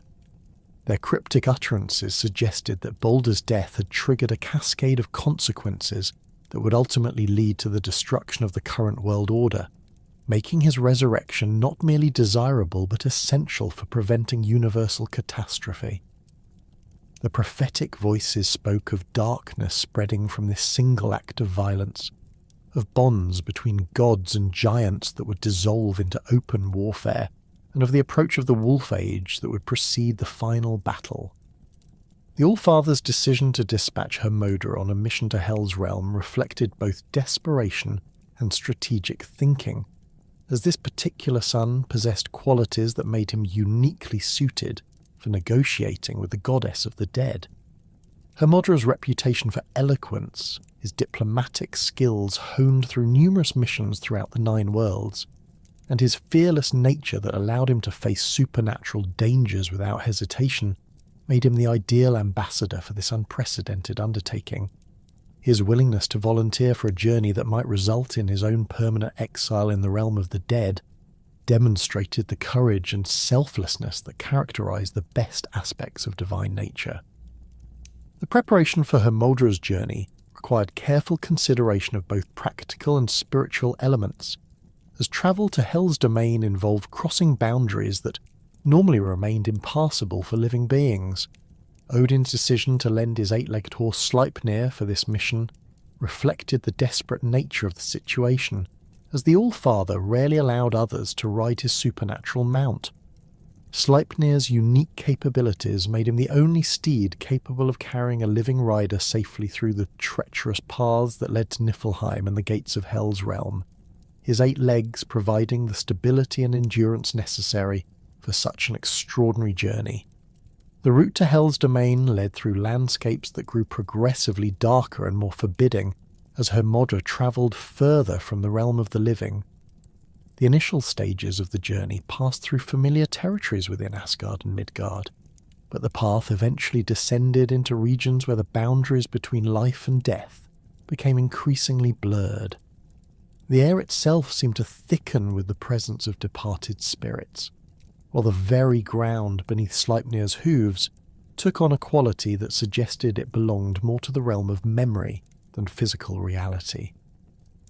The bridge Jalabru, spanning the river Jol that separated the living world from the domain of the dead, presented the first major obstacle in Hermodra's quest. The structure's guardian, the maiden Modguda, challenged his right to cross, noting that his living presence created disturbances in the bridge's fabric that had never occurred during the passage of ordinary dead souls. Her questions about his identity and purpose revealed the unprecedented nature of his mission, as no living being had previously attempted to enter Hel's realm with the intention of negotiating for the return of the dead. Modguda's description of Baldur's recent passage across the bridge provided Hermodra with confirmation that his brother had indeed reached Hel's domain, but also revealed disturbing details about the nature of his arrival. The Guardian reported that Baldur's spirit had crossed with the full retinue of a god's funeral procession, including the spirits of his horse and various possessions that had been burned with his body, suggesting that his death had been complete and final rather than temporary or reversible. The magnitude of his spiritual presence had caused the bridge itself to resonate with sounds of mourning that continued long after his passage. The approach to Hel's Hall El-Judnir required Hermodra to navigate through regions where the normal rules of physics and logic no longer applied consistently. The landscape shifted between familiar forms and nightmarish distortions that reflected the psychological states of the dead souls who inhabited these regions. Sleipnir's supernatural abilities allowed him to maintain stable footing on terrain that seemed to exist in constant flux, while his rider's divine nature provided protection against the despair and confusion that emanated from the surrounding environment. The architecture of Hel's Hall presented a striking contrast to the golden palaces of Asgard, as its construction incorporated elements that reflected both the grandeur of divine dwellings and the grim reality of death's dominion. The walls rose to tremendous heights but seemed to absorb rather than reflect light, creating an atmosphere of perpetual twilight that made it difficult to judge distances or perceive details clearly.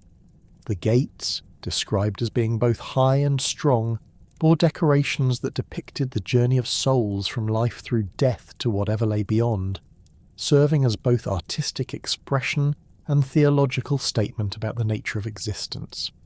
Hermodra's audience with Hel herself revealed the complex nature of the goddess who ruled over the majority of human souls, as her dual appearance embodied the fundamental paradox of death as both ending and transformation.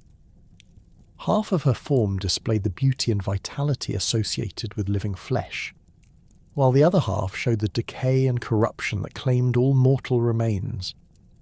This visual representation of her nature made conversation with her psychologically challenging, as speakers found themselves addressing both life and death simultaneously, never certain which aspect of her being was responding to their words. The goddess's reception of Hermodra's request demonstrated her awareness of the cosmic significance of Baldur's death, and her understanding of the political implications of his potential resurrection. Her initial response revealed neither immediate acceptance nor rejection of the proposal, but rather a careful consideration of the precedents that granting such a request might establish. Her questions about the nature of the gods' grief and the extent of their commitment to Baldur's return suggested that she viewed this situation as an opportunity to test the sincerity of divine emotions and the depth of their attachment to their fallen companion. Hel's eventual agreement to consider Baldur's release came with a condition that reflected her understanding of cosmic justice and the universal nature of genuine grief. Her demand that all things in creation weep for Baldur before she would release him established a test that went beyond mere political negotiation to encompass fundamental questions about the value of life and the appropriateness of death. The condition's comprehensive nature, requiring tears from every entity capable of mourning, created a standard that seemed both achievable and impossibly demanding, depending on the true extent of Baldur's beloved status throughout the Nine Worlds. The theological implications of Hel's condition extended beyond simple sentiment to encompass deep questions about the nature of universal harmony and the relationship between individual loss and cosmic order. Her requirement that all creation participate in mourning Baldur suggested that his death had affected the fundamental balance of existence in ways that demanded acknowledgement from every conscious being. The universality of the required response implied that Baldur's resurrection would require not merely divine intervention, but cosmic consensus about the inappropriateness of his death. Hermodra's return journey to Asgard carried both hope and apprehension, as Hel's conditional agreement offered the possibility of success, while establishing requirements that might prove impossible to fulfill. The messenger's report to the assembled gods created immediate mobilization throughout the divine community, as they recognized that achieving universal mourning would require unprecedented coordination and effort. The scope of the task demanded that they reach every corner of creation, from the highest branches of Yggdrasil to the deepest roots of the world tree, ensuring that no entity capable of tears remained unaware of their request. The gods' campaign to secure universal mourning for Baldur revealed both the extent of his popularity throughout creation and the comprehensive nature of the task they had undertaken. Their messengers travelled to every realm within the Nine Worlds, visiting locations where conscious beings might be found and explaining the situation that had led to their unprecedented request. The response from most entities proved immediately positive, as gods, giants, humans, animals, plants, and even inanimate objects demonstrated their willingness to shed tears for the beloved god whose death had shocked all creation. The mountains wept streams that became waterfalls, while forests rustled with sounds that resembled sobbing as trees mourned the loss of light and beauty that Baldur's death represented. Animals throughout the worlds displayed behaviours associated with grief, from the mournful howling of wolves to the subdued songs of birds that normally filled the air with joyful music. Even stones and metals showed their sorrow through changes in their appearance and properties, as iron wept rust and precious metals lost their lustre in sympathy with the universal grief. The enthusiasm with which most of creation responded to the god's request created growing optimism that Hel's condition would be fulfilled, and Baldur's resurrection achieved. The comprehensive nature of the mourning demonstrated the extent to which his influence had touched all aspects of existence, from the grandest cosmic forces to the smallest details of daily life. The universal participation in grief seemed to confirm that his death represented a genuine loss to the cosmic order, rather than merely a personal tragedy for the divine community. However, the discovery of a single holdout threatened to undermine the entire effort and doom Baldur to permanent residence in Hel's realm.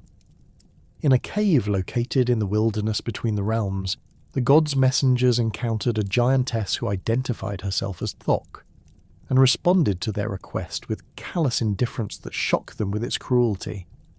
Her refusal to weep for Baldur came not from ignorance of his virtues, or lack of understanding about the cosmic implications of his death, but from apparent malicious satisfaction with the current situation. Thok's response to the god's pleas revealed a depth of hostility toward Baldur and the divine community that seemed to exceed normal giant antipathy toward the Aesir. Her words suggested personal satisfaction with Baldur's death and deliberate intention to prevent his resurrection regardless of the cosmic consequences such obstinacy might create. Her statement that Hel should keep what she had gained demonstrated understanding of the situation's stakes while expressing determination to ensure that the beloved god remained permanently dead. The giantess's physical appearance and mannerisms during this crucial encounter displayed characteristics that seemed familiar to the divine messengers, though they could not immediately identify the source of their recognition. Her voice carried tones that reminded them of conversations they had heard before, while her gestures and expressions suggested personality traits associated with someone they knew well. The growing suspicion that Thok might not be what she appeared created additional urgency in their attempts to persuade her to join the universal mourning. The failure of all attempts to convince Thok to weep for Baldur created the first crack in what had seemed like certain success for the resurrection effort. Her steadfast refusal to participate in the universal mourning meant that Hel's condition remained unfulfilled, regardless of the enthusiastic participation of every other entity in creation. The cosmic injustice of allowing a single malicious individual to prevent the restoration of universal harmony through Baldur's return created frustration and anger among the gods that began to focus on identifying the true nature of their obstinate opponent. The investigation into Thok's identity revealed evidence that strongly suggested she was Loki in disguise, employing his shape-changing abilities to ensure that Baldur remained permanently dead despite the overwhelming desire throughout creation for his resurrection. The discovery of footprints leading away from the cave that transformed from giantess tracks to those of Loki's normal form provided physical evidence supporting the growing suspicion about the holdout's true identity. Additional clues, including magical residue associated with transformation spells and the presence of items known to belong to Loki, confirmed that the trickster god had orchestrated this final obstruction to his victim's return. The realization that Loki had not only caused Baldur's death, but actively prevented his resurrection transformed the god's grief into rage that exceeded anything previously experienced within the divine community.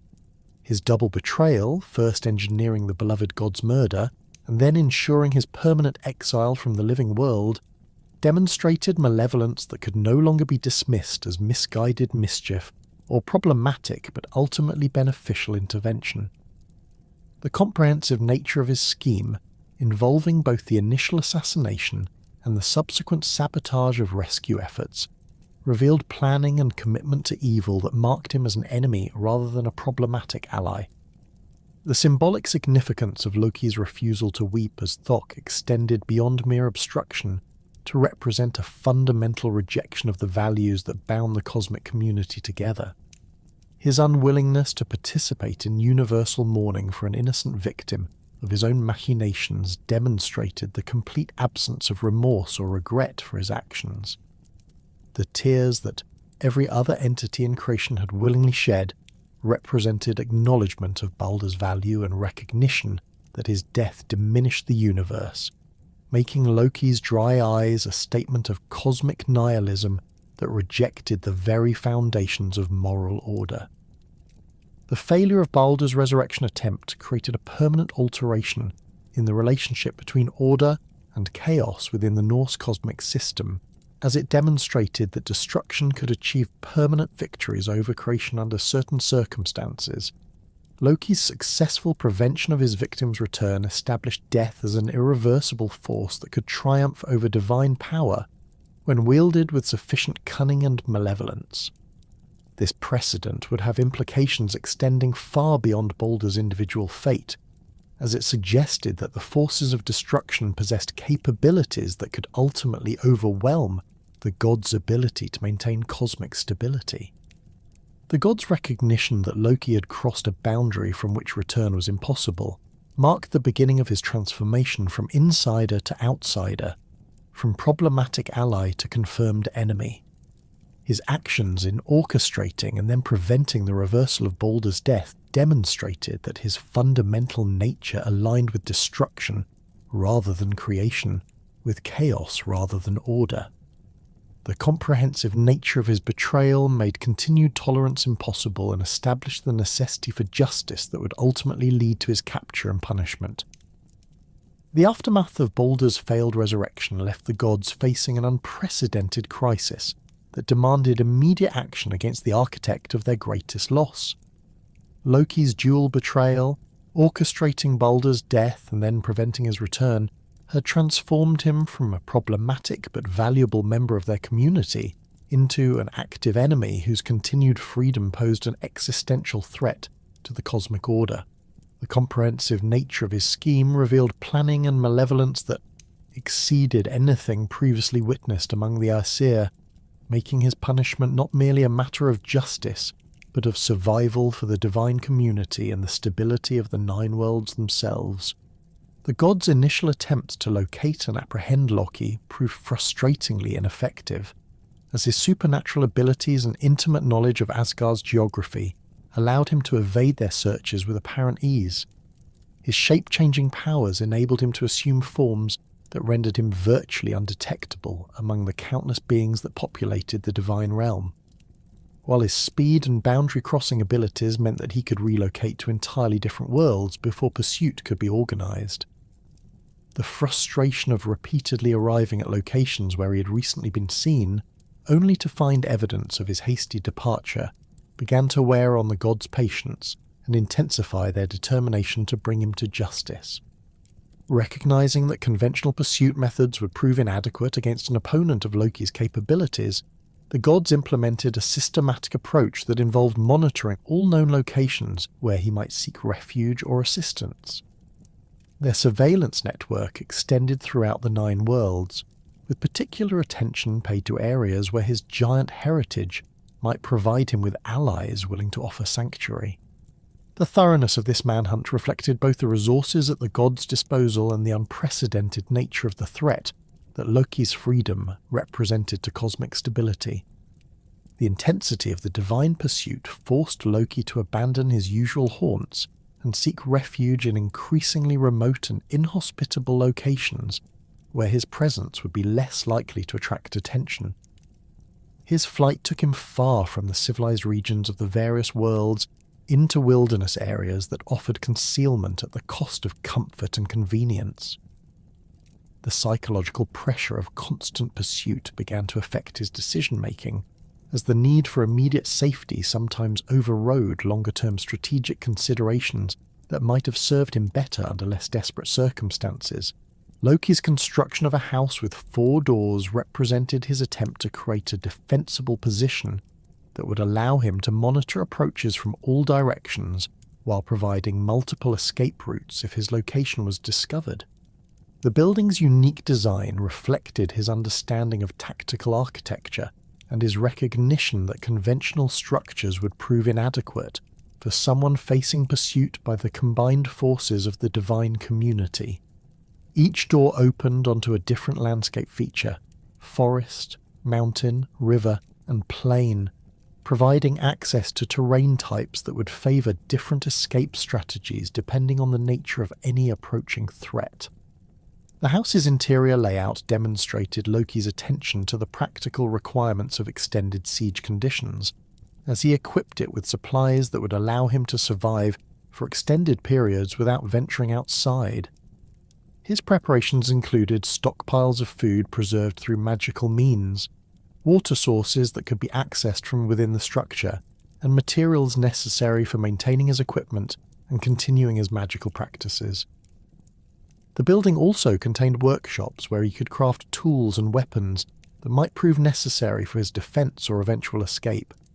The psychological aspects of Loki's self-imposed exile manifested in the house's design elements that reflected his growing paranoia and isolation from the divine community that had once been his home.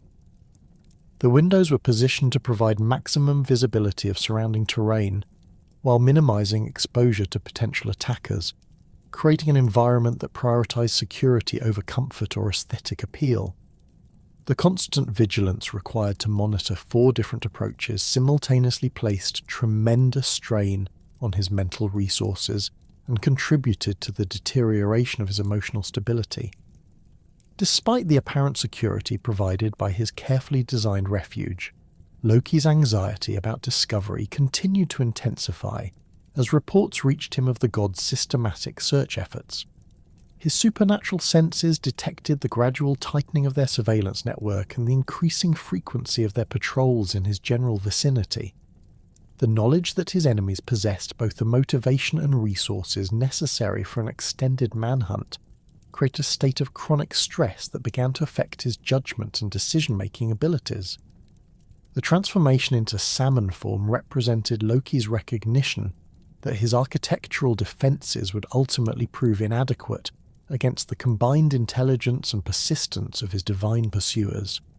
His choice of aquatic concealment reflected both practical considerations about the difficulty of tracking underwater quarry and symbolic significance related to his fundamental nature as a being of transformation and fluidity. The salmon's natural camouflage and mobility within its aquatic environment offered advantages that his humanoid form could not match, while the psychological distance from his normal appearance provided a form of emotional protection against the trauma of his current situation. The specific waterfall that Loki chose for his hiding place offered multiple advantages that made it an ideal location for extended concealment from divine pursuit. The turbulent water created acoustic camouflage that would mask sounds of his movement, while the spray and foam provided visual concealment that would make detection difficult even for observers with supernatural senses. The waterfall's position within a narrow gorge limited the number of approaches that enemies could use, while the swift current below provided an escape route that would carry him rapidly away from any threat that managed to penetrate his aquatic sanctuary. The salmon's natural behaviours and instincts, which Loki adopted completely during his transformation, provided him with survival skills adapted to the aquatic environment that his humanoid form lacked. His ability to detect vibrations in the water that might indicate approaching threats, combined with the fish's natural wariness and quick reflexes, created a defensive system that seemed nearly impregnable. The transformation also allowed him to access food sources within the aquatic ecosystem, reducing his dependence on stored supplies that might eventually be exhausted. However, the gods' pursuit of their quarry involved intellectual resources that exceeded conventional tracking methods, as they enlisted the wisdom of beings whose knowledge encompassed areas beyond normal divine expertise. The inclusion of Kvasir in their search party proved decisive, as this figure possessed understanding of logic and deduction that allowed him to analyse Loki's behaviour patterns and predict his likely choices under pressure. Kvasir's reputation for wisdom derived not merely from accumulated knowledge, but from his ability to perceive connections and patterns that escaped other observers, making him uniquely qualified to solve the puzzle of Loki's disappearance. Kvasir's analysis of the evidence surrounding Loki's flight focused on the psychological factors that would influence his decision-making under extreme stress. His examination of the abandoned house revealed details about its occupant's mental state during the final days before his transformation, including signs of increasing paranoia, deteriorating judgment, and growing desperation. The physical evidence of Loki's activities during this period provided clues about his emotional condition and his likely responses to various forms of pressure. The deductive process that led Kvasir to identify the waterfall as Loki's hiding place involved careful consideration of the fugitive's known capabilities, preferences, and psychological tendencies. His analysis took into account Loki's shape-changing abilities and his probable assessment of which animal forms would provide the best concealment from divine pursuit. The elimination of terrestrial options based on the gods' demonstrated ability to track ground-based quarry led logically to aquatic alternatives, while Loki's known associations with specific types of water features narrowed the search to locations that matched his psychological profile. The wisdom figure's recognition that Loki would choose a location offering both concealment and escape options guided the search toward water features with characteristics that would appeal to someone with his tactical understanding and survival instincts. The waterfall's combination of visual camouflage, acoustic concealment, and rapid escape routes made it an obvious choice for someone with Loki's intelligence and experience in evading pursuit. Kvasir's ability to think like his quarry while maintaining objective analytical perspective proved crucial in solving what had seemed like an impossible tracking problem. The god's approach to the waterfall required careful planning to prevent Loki's escape once his location was confirmed, as his salmon form provided mobility advantages that could allow him to evade capture even after being discovered. Their strategy involved positioning multiple gods at various points along the watercourse to create a comprehensive net that would prevent his escape regardless of which direction he chose to flee. The coordination required for this operation demonstrated the seriousness with which they approached his capture and their determination to prevent any possibility of his continued freedom. The construction of a net specifically designed to capture a supernatural salmon required the gods to employ their own magical abilities and crafting skills in service of their pursuit. The net's design incorporated materials and enchantments that would prove effective against a shape-changer whose abilities exceeded those of ordinary fish, while its size and configuration were calculated to encompass the entire area where Loki might attempt to escape. The collaborative effort required to create this specialized tool reflected the unity of purpose that Loki's betrayal had created among the previously fractious divine community.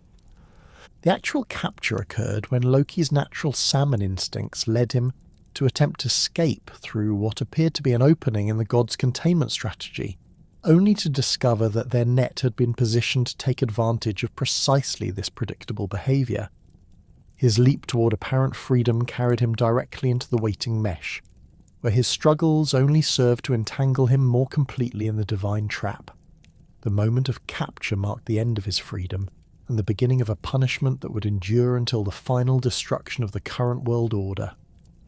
Thor's role in securing the captured Loki demonstrated the thunder god's physical prowess and his personal investment in ensuring that the architect of his beloved brother's death would not escape justice.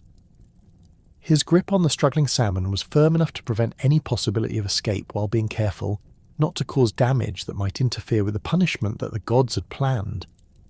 The personal nature of Thor's involvement reflected the depth of his grief over Baldur's loss, and his determination to see that appropriate retribution was exacted for this unprecedented crime. The transportation of the captured Loki to the location designated for his punishment required careful security measures to prevent any last-minute escape attempts, as his desperation might drive him to employ abilities or strategies that he had previously held in reserve. The god's procession to the punishment site took on ceremonial aspects that reflected both the gravity of his crimes and the significance of the justice about to be administered. The formal nature of these proceedings demonstrated their commitment to cosmic law and their determination to establish precedents that would deter future transgressions against divine order. The cave selected for Loki's binding possessed characteristics that made it suitable for containing a prisoner whose supernatural abilities exceeded those of ordinary captives. Its remote location ensured that his eventual suffering would not disturb inhabited areas, while its geological features provided natural anchor points for the restraints that would hold him throughout his punishment. The cave's depth and configuration created an environment where sound would be muffled and light would be minimal, adding psychological dimensions to the physical torment that awaited the bound god. The god's decision to involve Loki's own family in his punishment represented one of the most cruel aspects of their justice, as they transformed his son Vali into a wolf whose altered nature compelled him to kill his brother Narfi. This transformation occurred through divine magic that overrode the young god's natural affections and rational mind, replacing them with predatory instincts that recognized his sibling only as prey to be destroyed. The horror of this fraternal murder was compounded by Vali's awareness of his actions, even as his transformed nature made them irresistible, creating a tragedy that affected both victim and unwilling perpetrator. The use of Narfi's entrails as binding material for Loki's punishment created restraints that possessed both physical and symbolic significance, as they represented the ultimate consequences of his betrayal extending to his own innocent children. The entrails' transformation into unbreakable bonds through divine magic ensured that they would hold their captive throughout the extended duration of his punishment, while their organic origin made them a constant reminder of the family destruction that his actions had caused. The grotesque nature of these restraints reflected the god's determination to create suffering that matched the magnitude of Loki's crimes. The binding ritual itself required precise magical techniques that would ensure the restraint's effectiveness throughout the cosmic ages that would pass before Loki's eventual release during Ragnarok. The god's careful positioning of the bonds around his body created a configuration that would prevent any movement that might allow escape or even significant relief from discomfort. The magical reinforcement of these physical restraints incorporated elements drawn from the most powerful binding spells known to divine magic, creating a prison that would hold its occupant regardless of his struggles or the passage of time. The placement of the venomous serpent above Loki's face represented the culmination of his punishment, as it ensured that his physical torment would continue without respite throughout his imprisonment. The serpent's position was calculated to allow its poison to fall directly onto his upturned face, creating agony that would be constant and inescapable, except during the brief moments when Sigyn emptied her protective bowl. The creature's supernatural nature ensured that its venom would remain potent throughout the extended duration of the punishment, while its secure positioning prevented any possibility of its removal or displacement. The serpent's venom possessed properties that made it particularly effective against divine flesh, causing pain that exceeded anything that Loki had previously experienced, despite his supernatural resilience and high tolerance for discomfort. The poison's effects were designed to cause maximum suffering without actually destroying their victim, ensuring that the punishment would continue indefinitely rather than ending in death that might provide escape from torment.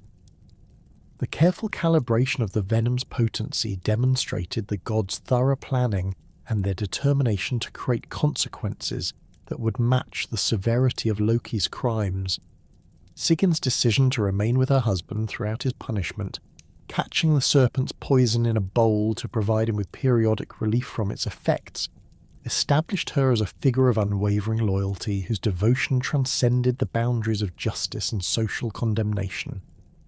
Her presence transformed what might have been solitary torment into shared suffering that bound the couple together in unprecedented intimacy, while her voluntary assumption of this burden demonstrated love that persisted despite overwhelming adversity. The physical demands of her vigil required constant attention and perfect timing, as any lapse would allow the venom to reach Loki's flesh and cause him excruciating pain. The bowl that Sigyn held became heavy with accumulated poison over time, requiring periodic emptying that forced brief interruptions in her protective service. These moments when she turned away to dispose of the venom allowed the serpent's poison to fall directly onto Loki's face, causing agony so intense that his struggles shook the foundations of the earth itself. The earthquakes that resulted from these episodes of unmitigated suffering served as reminders to all the 9 worlds of the punishment being endured in the hidden cave and the cosmic consequences of crimes against divine order. The establishment of this eternal torment created a form of cosmic balance that would persist until the events of Ragnarok released Loki from his bonds and allowed him to seek revenge against the gods who had engineered his punishment. The binding represented not merely retribution for past crimes, but a containment strategy designed to prevent future transgressions that might threaten cosmic stability. The gods' recognition that Loki's release would coincide with the end of their own world order demonstrated their understanding that justice and destruction were inextricably linked within the cyclical nature of Norse cosmology, making his punishment both necessary consequence and inevitable prelude to universal transformation. The cave where Loki endured his punishment became the stage for one of the most profound demonstrations of marital devotion in Norse mythology, as Sigyn transformed from a peripheral figure in divine society into the embodiment of unwavering loyalty that persisted despite overwhelming adversity. Her decision to remain beside her bound husband represented not merely emotional attachment, but a conscious choice to share in consequences that she had played no role in creating.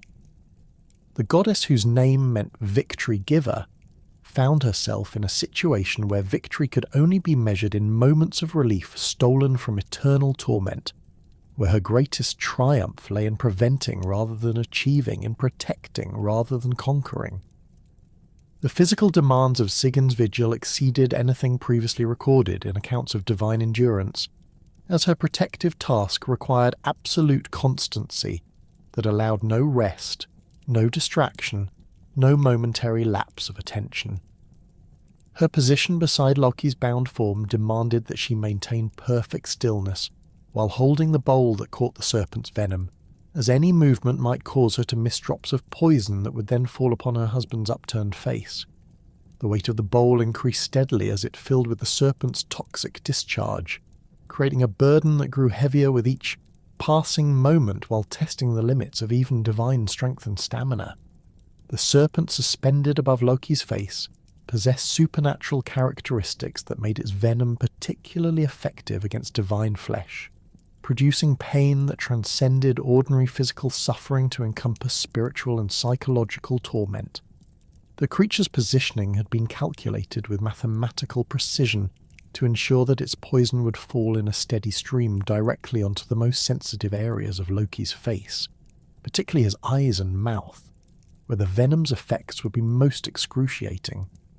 The serpent's supernatural nature meant that its venom production never ceased, creating a constant flow of poison that would continue throughout the cosmic ages until Ragnarok finally released the bound god from his torment. Sigyn's technique for catching the venom required her to develop skills that no other being had ever needed to master, as she learned to anticipate the serpent's rhythm and position her bowl with perfect accuracy to intercept every drop of falling poison. Her eyes became fixed upon the creature above, watching for the subtle signs that preceded each drop's formation, while her hands adjusted the bowl's position with minute precision to ensure that no venom escaped her protective barrier. The concentration required for this task demanded that she enter a state of meditation-like focus that excluded all other thoughts and sensations, making her vigil a form of spiritual discipline as much as physical endurance. The goddess's vigil transformed the cave into a space where time seemed suspended, as the eternal repetition of her protective actions created a rhythm that marked the passage of cosmic ages without providing any sense of progress or change. The steady drip of venom into her bowl became a metronome that measured duration in terms of suffering prevented rather than goals achieved, while the occasional sounds of Loki's breathing provided the only variation in an otherwise unchanging environment. The cave's acoustics amplified these subtle sounds, creating an intimate soundscape that bound the couple together in shared awareness of each other's presence despite the impossibility of normal conversation or interaction.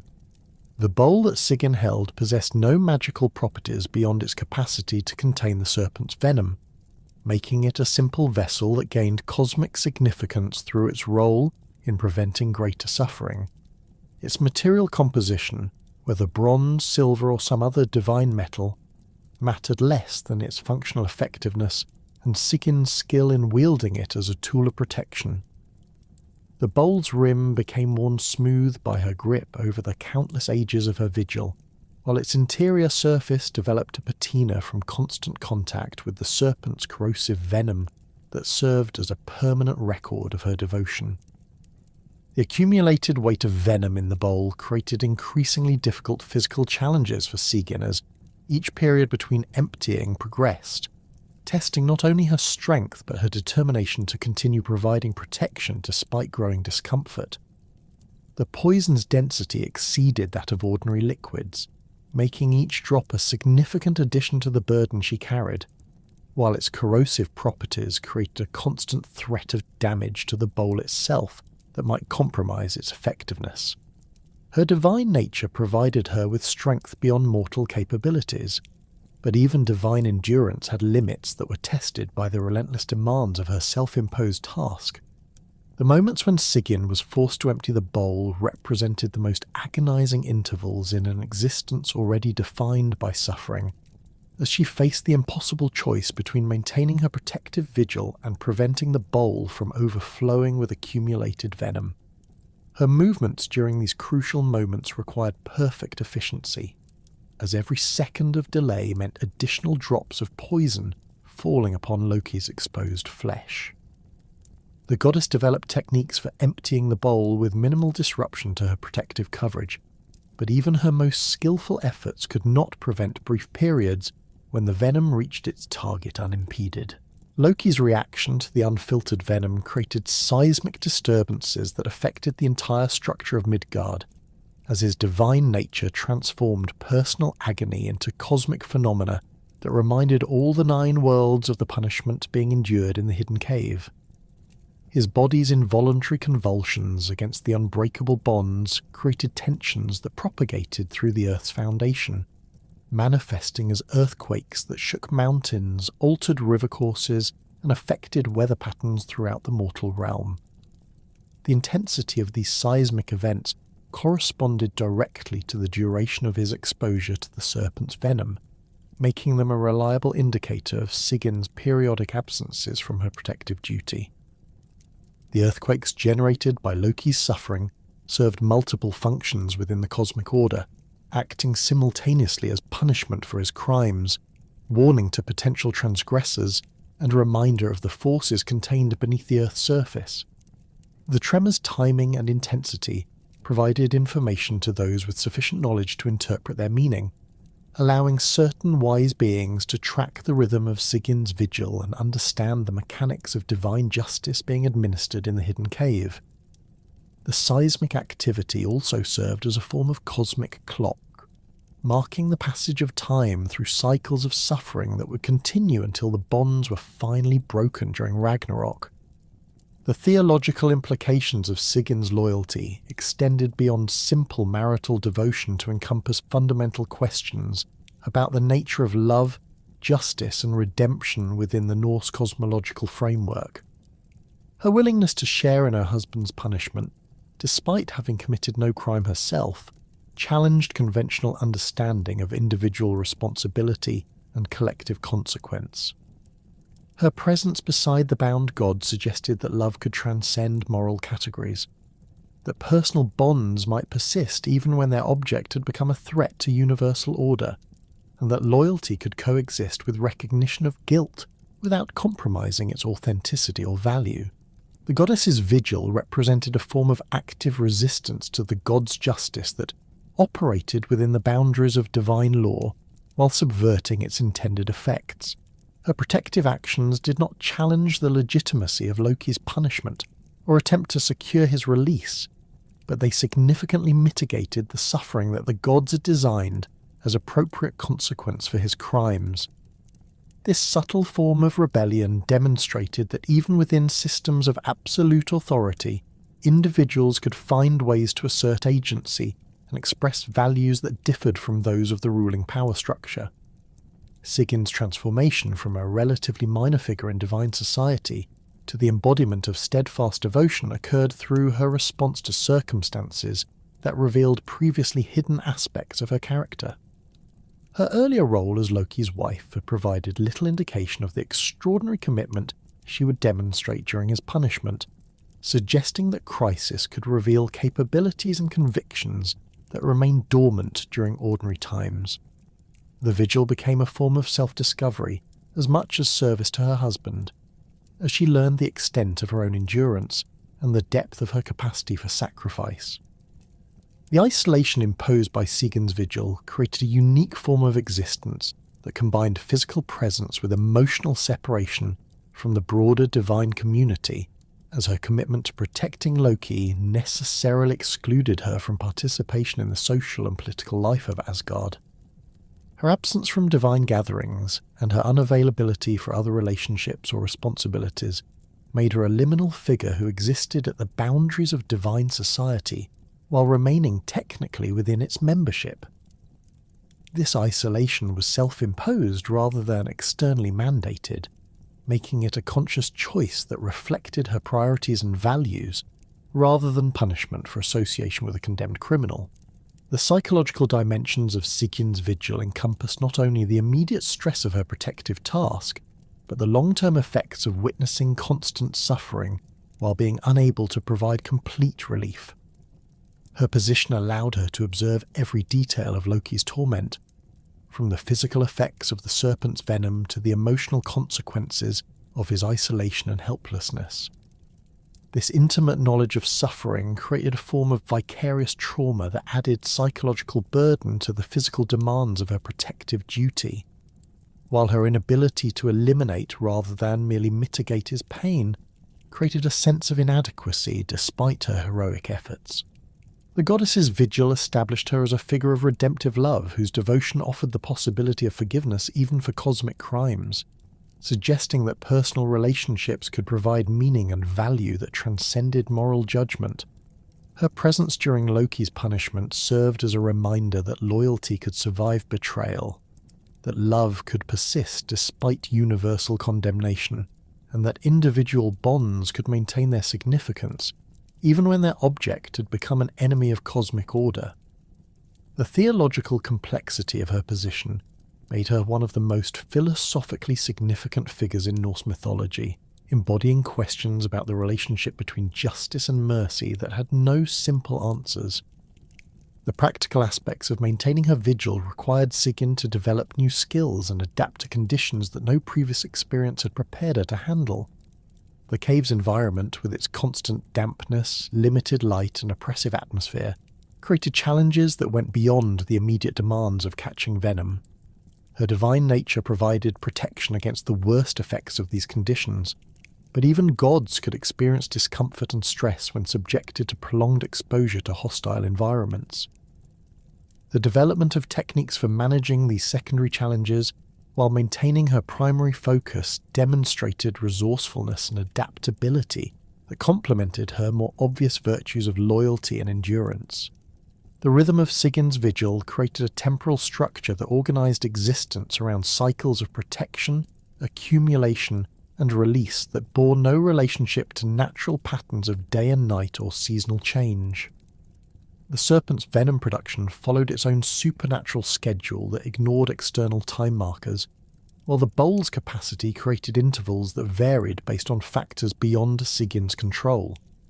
This disconnection from normal temporal patterns contributed to the sense of existing outside ordinary reality that characterized life in the punishment cave, where time was measured in moments of relief rather than progress toward any ultimate goal.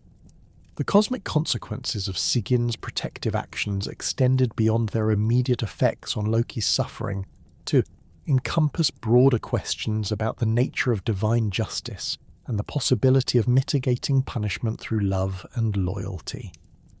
Her vigil demonstrated that even the most carefully designed systems of retribution could be affected by factors that their architects had not anticipated, that personal relationships could provide resources for resistance that transcended individual capabilities.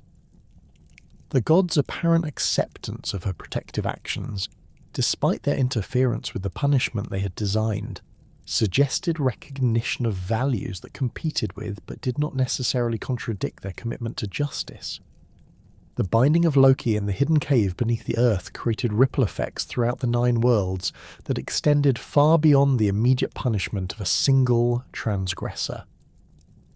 The cosmic order that the gods had sought to preserve through his imprisonment began experiencing subtle but significant disruptions as the natural balance between order and chaos shifted in response to the removal of one of its most dynamic elements. The very foundations of reality, which had previously relied upon the creative tension between Loki's chaotic interventions and the gods' ordering responses, now faced an unprecedented situation where one half of this essential dialectic had been forcibly constrained. The earthquakes generated by Loki's periodic suffering represented only the most visible manifestation of his continued influence upon the cosmic structure. Each convulsion that shook his bound form transmitted vibrations through the Earth's substance that affected not merely the physical landscape but the metaphysical connections linking all realms within the world tree Yggdrasil. The tremors propagated along the root systems that anchored the cosmic tree, creating disturbances in the flow of vital energies that sustained life throughout the 9 worlds. These disruptions manifested differently in each realm, but their common source in Loki's torment created a network of interconnected instabilities that gradually weakened the entire cosmic framework. In Midgard, the earthquakes altered the courses of rivers, shifted the boundaries of territories, and created new mountain ranges while destroying existing ones. The human populations interpreted these geological changes through their own cultural frameworks, developing mythologies that attributed the tremors to various supernatural causes without understanding their true origin in divine punishment. The seismic activity affected agricultural cycles by altering drainage patterns and soil composition, creating famines in some regions while unexpectedly improving fertility in others. The unpredictable nature of these changes contributed to social instability as communities struggled to adapt to environmental conditions that no longer followed recognizable patterns. The realm of Alfheim experienced Loki's influence through disruptions in the luminous energies that characterized the Light Elves' domain. The earthquake's vibrations interfered with the delicate harmonics that maintained the realm's ethereal radiance, creating periods of dimming that the elves interpreted as cosmic illness requiring healing interventions. Their attempts to restore their realm's natural luminosity through magical means proved only partially successful, as the underlying source of disruption remained beyond their ability to address.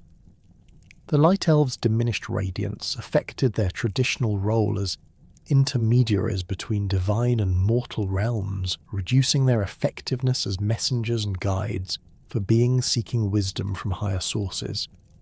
Jotunheim felt the effects of the bound god's suffering through changes in the primal forces that shaped the giant's harsh landscape. The earthquakes triggered avalanches that altered mountain configurations, while underground tremors redirected the flow of molten rock that heated the realm's volcanic regions.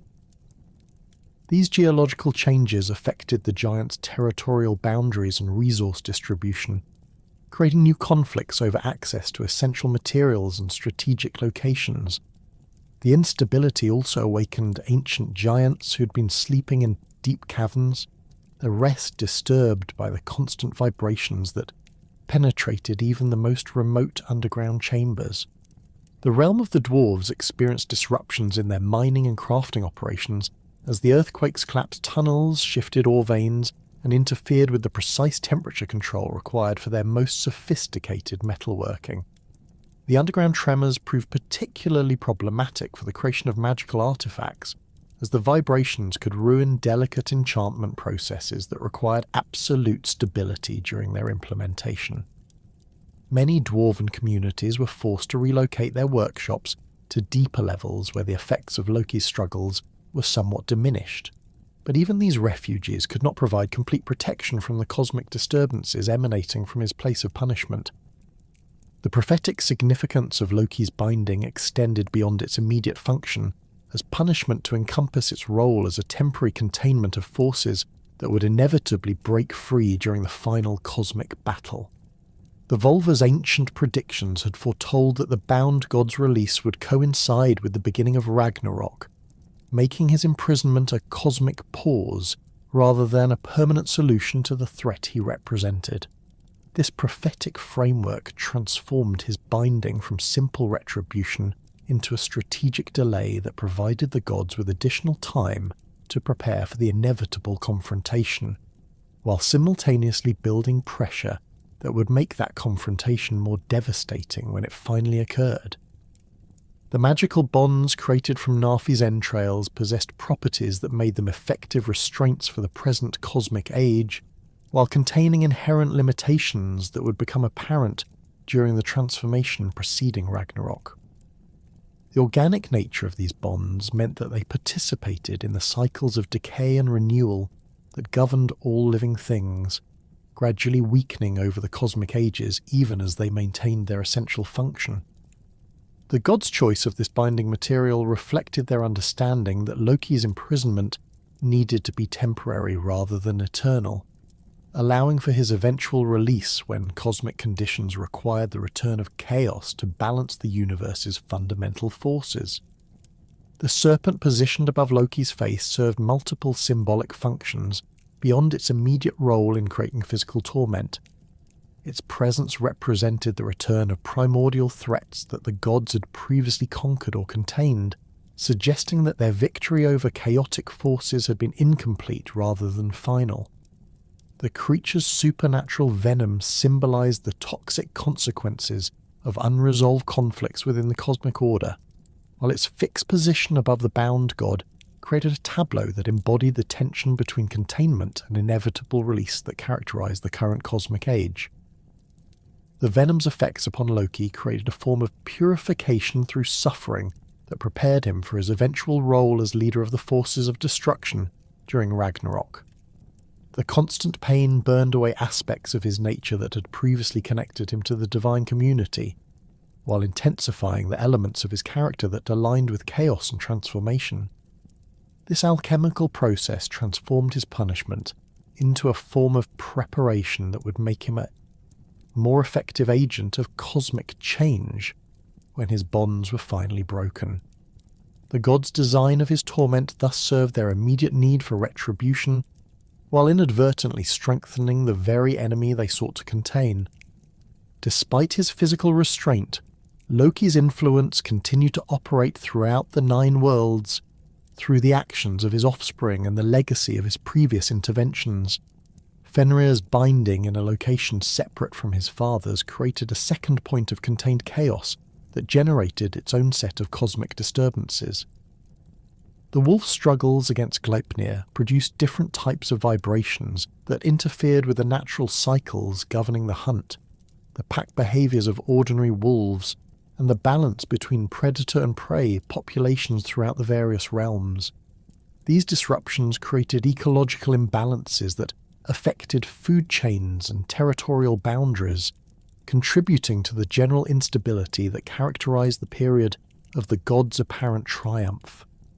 Jormungandr's presence in the ocean surrounding Midgard continued to affect marine environments and weather patterns, despite his relatively passive role during the current cosmic age. The world serpent's movements, though minimal, created currents and pressure changes that influenced storm systems, tidal patterns, and the migration routes of sea creatures. His venomous breath gradually altered the chemical composition of seawater in his vicinity, creating dead zones where normal marine life could not survive while fostering the growth of organisms adapted to toxic conditions. These changes served as harbingers of the poisoned atmosphere that would characterize his active participation in Ragnarok. Hel's dominion over the realm of the dead provided her with continued influence over the boundary between life and death that affected all the 9 worlds. Her administrative decisions regarding the treatment of souls under her care could influence the spiritual health of entire communities, while her control over the conditions of afterlife existence gave her leverage in negotiations with gods and mortals alike. The goddess's mixed loyalty to her father and her independent authority over her realm created a complex political situation where she could serve as either ally or obstacle to various factions preparing for the final cosmic battle. The binding of Loki created parallels with other instances of divine punishment and containment within Norse mythology, establishing patterns that revealed fundamental principles governing the relationship between order and chaos within the cosmic system. The gods' treatment of the bound god echoed their handling of other threats to cosmic stability, including their binding of Fenrir and their exile of Jormungandr, suggesting that containment rather than destruction represented their preferred approach to managing existential dangers. These parallel punishments created a network of restrained forces whose eventual simultaneous release would overwhelm the gods' ability to maintain cosmic order. The pattern of binding dangerous entities rather than destroying them reflected the gods' understanding that these forces served essential functions within the cosmic order that made their complete elimination impossible or counterproductive. Loki's role as catalyst for change, Fenrir's function as agent of renewal through destruction, and Jormungandr's position as boundary guardian between order and chaos made them necessary components of universal structure despite their threatening nature. The gods' choice to contain rather than eliminate these threats demonstrated wisdom about cosmic balance while creating the conditions for their own eventual downfall. The justice administered through Loki's binding established precedents for divine law that would influence the treatment of other transgressors, while revealing the limitations of punishment as a tool for maintaining cosmic order. The severity of his torment reflected the magnitude of his crimes against the divine community, particularly his role in Baldur's death and his prevention of the beloved god's resurrection. However, the temporary nature of his containment acknowledged that even the most serious crimes could not justify permanent removal of essential cosmic forces, making his punishment a pause rather than an ending in the ongoing struggle between order and chaos. The cosmic balance maintained through Loki's binding created a period of apparent stability that masked the accumulating tensions that would eventually explode during Ragnarok. The gods' success in containing their most dangerous internal threat provided them with a sense of security that may have reduced their vigilance regarding other potential sources of instability. The removal of Loki's disruptive influence from their daily deliberations eliminated a voice that had previously challenged their assumptions and forced them to consider alternative approaches to cosmic governance, potentially making them less adaptable when new crises emerged. The bound gods' continued existence as a source of seismic disturbance served as a constant reminder to all inhabitants of the Nine Worlds that the current cosmic order rested upon foundations that remained fundamentally unstable. The earthquakes generated by his suffering provided tangible evidence that the forces of chaos had been contained but not eliminated, that the peace and prosperity enjoyed during his imprisonment came at the cost of building pressure that would eventually demand release. This knowledge influenced the behavior of various beings throughout the cosmos, with some working to strengthen the current order, while others prepared for its inevitable transformation. The theological implications of Loki's punishment extended beyond questions of individual justice to encompass broader issues about the nature of divine authority and the legitimacy of cosmic governance.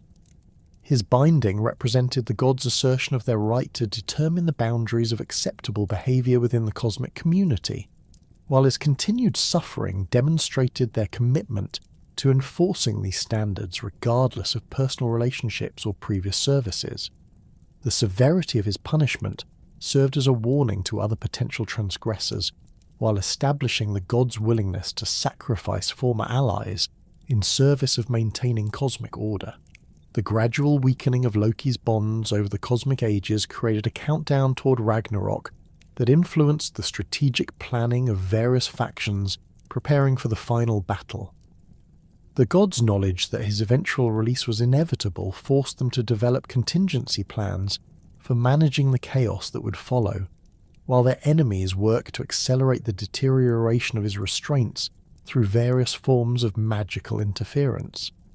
The approaching liberation of the bound god thus became both consequence and cause of the instabilities that would ultimately destroy the current cosmic order, making his punishment a crucial element in the cyclical nature of Norse cosmological time. The prophetic traditions preserved in the Völuspá and other sources speak of cosmic signs that would herald the approach of Ragnarok, when the bonds holding Loki would finally weaken sufficiently to allow his escape from the cave where he had endured ages of torment. The earthquakes generated by his suffering would intensify dramatically as his restraints began to fail, creating seismic disturbances of unprecedented magnitude that would shake the very foundations of Yggdrasil itself. The world tree's roots would groan under the stress of these vibrations, while its branches would sway with movements that affected the stability of all 9 worlds suspended within its cosmic framework. The breaking of Loki's bonds would occur not through external intervention, but through the natural deterioration of the organic restraints fashioned from his son Narfi's entrails. The magical properties that had made these bonds effective for cosmic ages would gradually diminish as the cycles of decay inherent in all living matter finally overcame the divine enchantments that had preserved their strength. The first signs of weakness would appear as microscopic fractures in the intestinal fibres, invisible to casual observation but detectable through the subtle changes in the bond's response to Loki's struggles against them.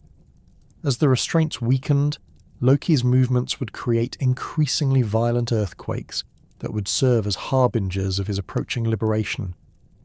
The seismic activity would follow patterns that reflected the specific locations where his bonds were failing, creating geological signatures that knowledgeable observers could interpret as a countdown toward his eventual freedom.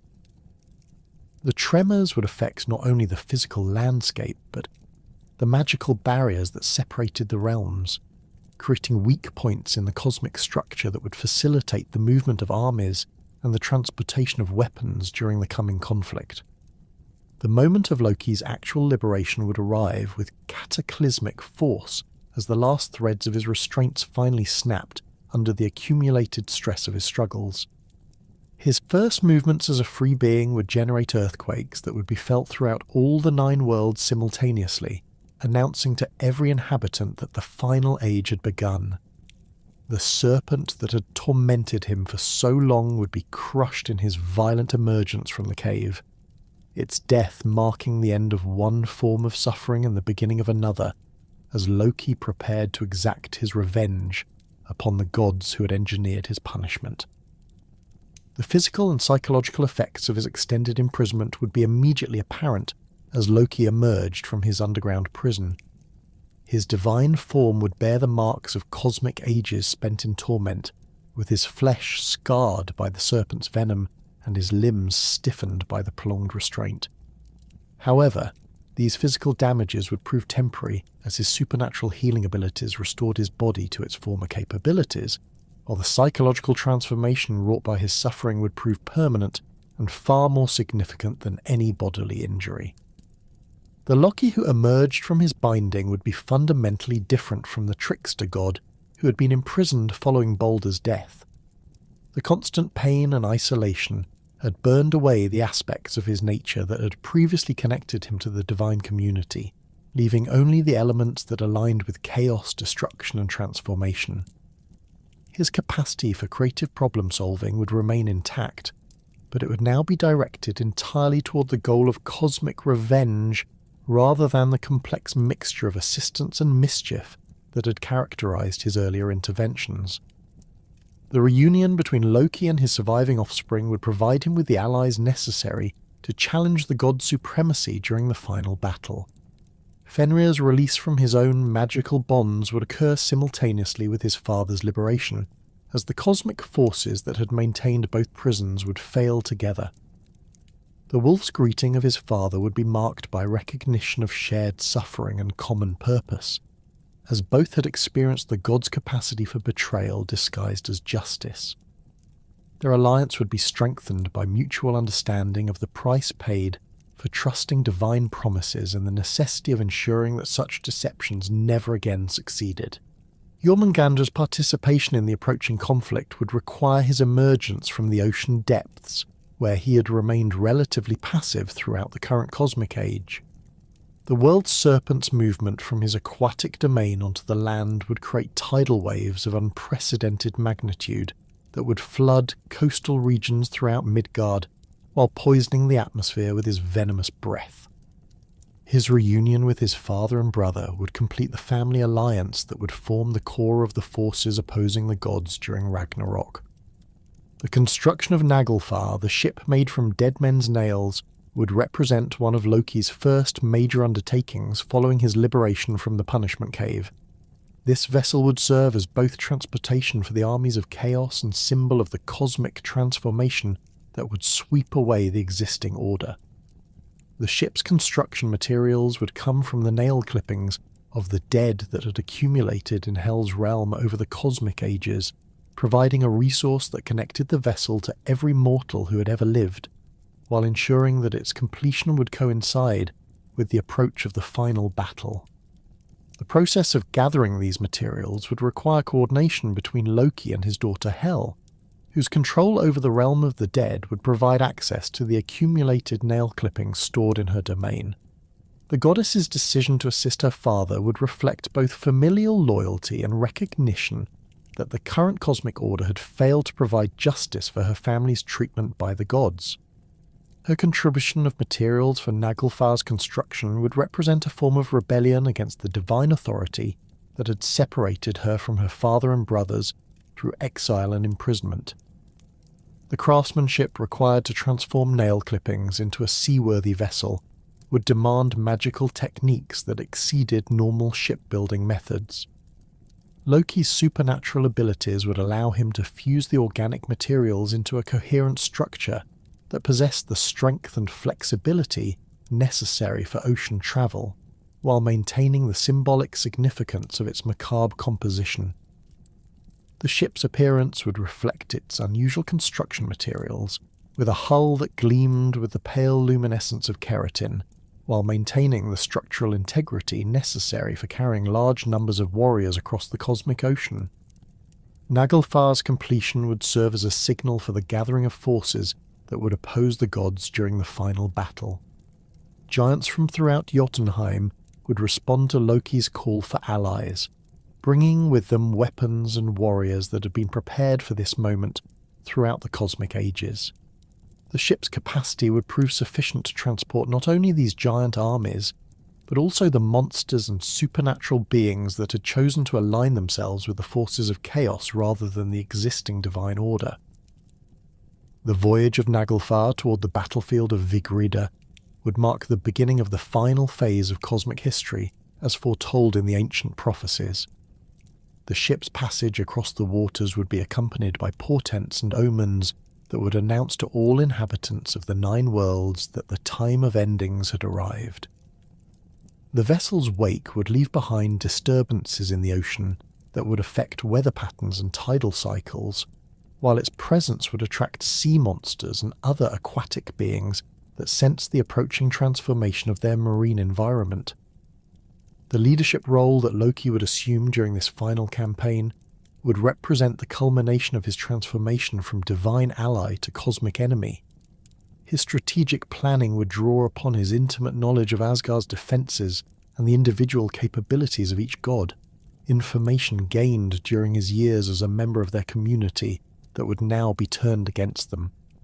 His understanding of their psychological weaknesses and tactical preferences would provide crucial advantages in planning attacks that would exploit vulnerabilities that external enemies might never have discovered.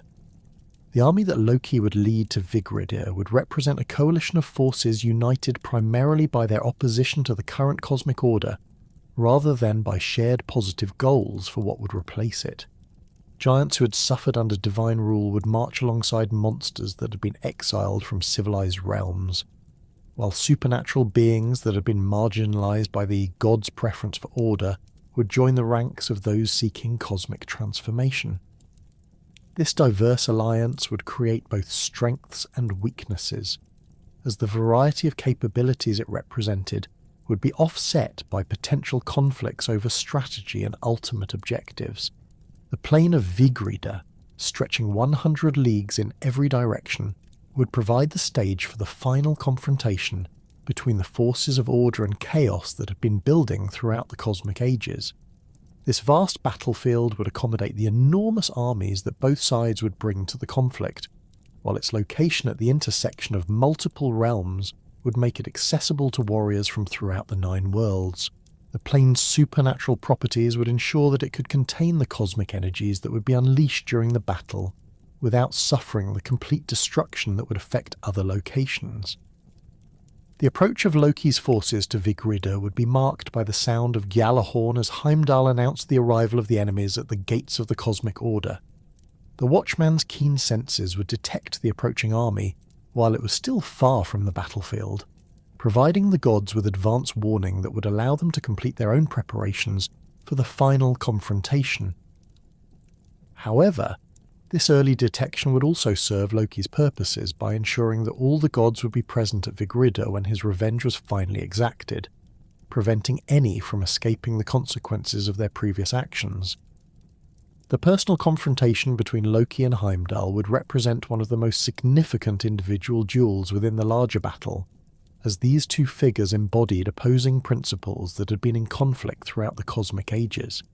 Heimdall's role as guardian of boundaries and maintainer of order would place him in direct opposition to Loki's function as boundary crosser and agent of transformation. Their mutual destruction, foretold in the ancient prophecies, would symbolize the impossibility of either principle achieving complete victory over the other, suggesting that the cosmic renewal following Ragnarok would require the integration of both order and chaos rather than the triumph of either alone. The weapons that Loki and Heimdall would bring to their final confrontation would reflect their different natures and approaches to conflict. Heimdall's sword Hofund, capable of cutting through any material, would represent the power of divine authority to separate and distinguish between categories, while Loki's choice of weaponry would likely involve tools that could transform or redirect, rather than simply destroy. The duel between them would thus become a contest between different philosophies of power, as much as a personal settling of accounts accumulated over cosmic ages of opposition. The mutual destruction of these two figures would occur through mechanisms that ensured neither could claim victory over the other, fulfilling the prophetic requirement that their deaths be simultaneous and equally final. The specific details of how this mutual killing would be accomplished remain unclear in the surviving sources, but the symbolic significance of their shared fate would resonate throughout the cosmic transformation that would follow. Their deaths would remove from the post-Ragnarok world both the rigid order that Heimdall represented and the chaotic disruption that Loki embodied, creating space for new forms of cosmic organization to emerge. The broader Battle of Ragnarok would see the destruction of the current cosmic order through conflicts that would eliminate most of the major figures who had shaped the existing world. The deaths of gods, giants and monsters would clear away the accumulated tensions and unresolved conflicts that had made the previous system unstable, while the physical destruction of landscapes and structures would remove the material foundations upon which the old order had been built. This comprehensive clearing away of existing forms would create the blank slate necessary for cosmic renewal to begin. However, Loki's role in these events would extend beyond mere destruction to encompass his function as a catalyst for the renewal that would follow. His actions throughout the cosmic ages, including both his assistance to the gods and his eventual opposition to them, would have created the conditions necessary for the emergence of a new and more stable cosmic order. The tensions he had generated through his boundary-crossing activities would have revealed weaknesses in the existing system that needed to be addressed, while his final rebellion would have provided the force necessary to sweep away structures that had become obstacles to further development. The survival of certain figures through the destruction of Ragnarok would ensure that the new world would benefit from the wisdom gained through the previous cosmic cycle's experiences. The gods who emerged from their hiding places after the battle would carry with them knowledge of what had worked and what had failed in the previous system, allowing them to avoid repeating the mistakes that had led to cosmic collapse. The presence of these survivors would provide continuity between the old and new orders, while ensuring that the lessons learned through cosmic destruction would not be lost. The renewal of the world following Ragnarok would thus represent not merely a return to previous conditions, but a genuine advance in cosmic development that incorporated the insights gained through the previous cycle's experiences. Loki's role as both destroyer and catalyst would be recognized as having been necessary for this advancement to occur, transforming his apparent villainy into cosmic service of the highest order. The new world's stability would depend upon the integration of the principles he had represented: change, transformation and boundary crossing, into structures that could accommodate these forces without being destroyed by them. The ultimate significance of Loki's story within Norse mythology lies in its demonstration that cosmic order requires the presence of chaotic forces to remain vital and capable of growth. His transformation from ally to enemy and finally to catalyst for renewal illustrates the cyclical nature of cosmic development, where apparent endings reveal themselves to be new beginnings in disguise. The price paid for this cosmic advancement, the destruction of the existing world and the death of most of its inhabitants, reflects the Norse understanding that meaningful change often requires the sacrifice of what currently exists to make room for what could be. The legacy of Loki's actions would thus extend far beyond the immediate consequences of his rebellion against divine authority to encompass his role in ensuring that the cosmos remained capable of renewal and transformation.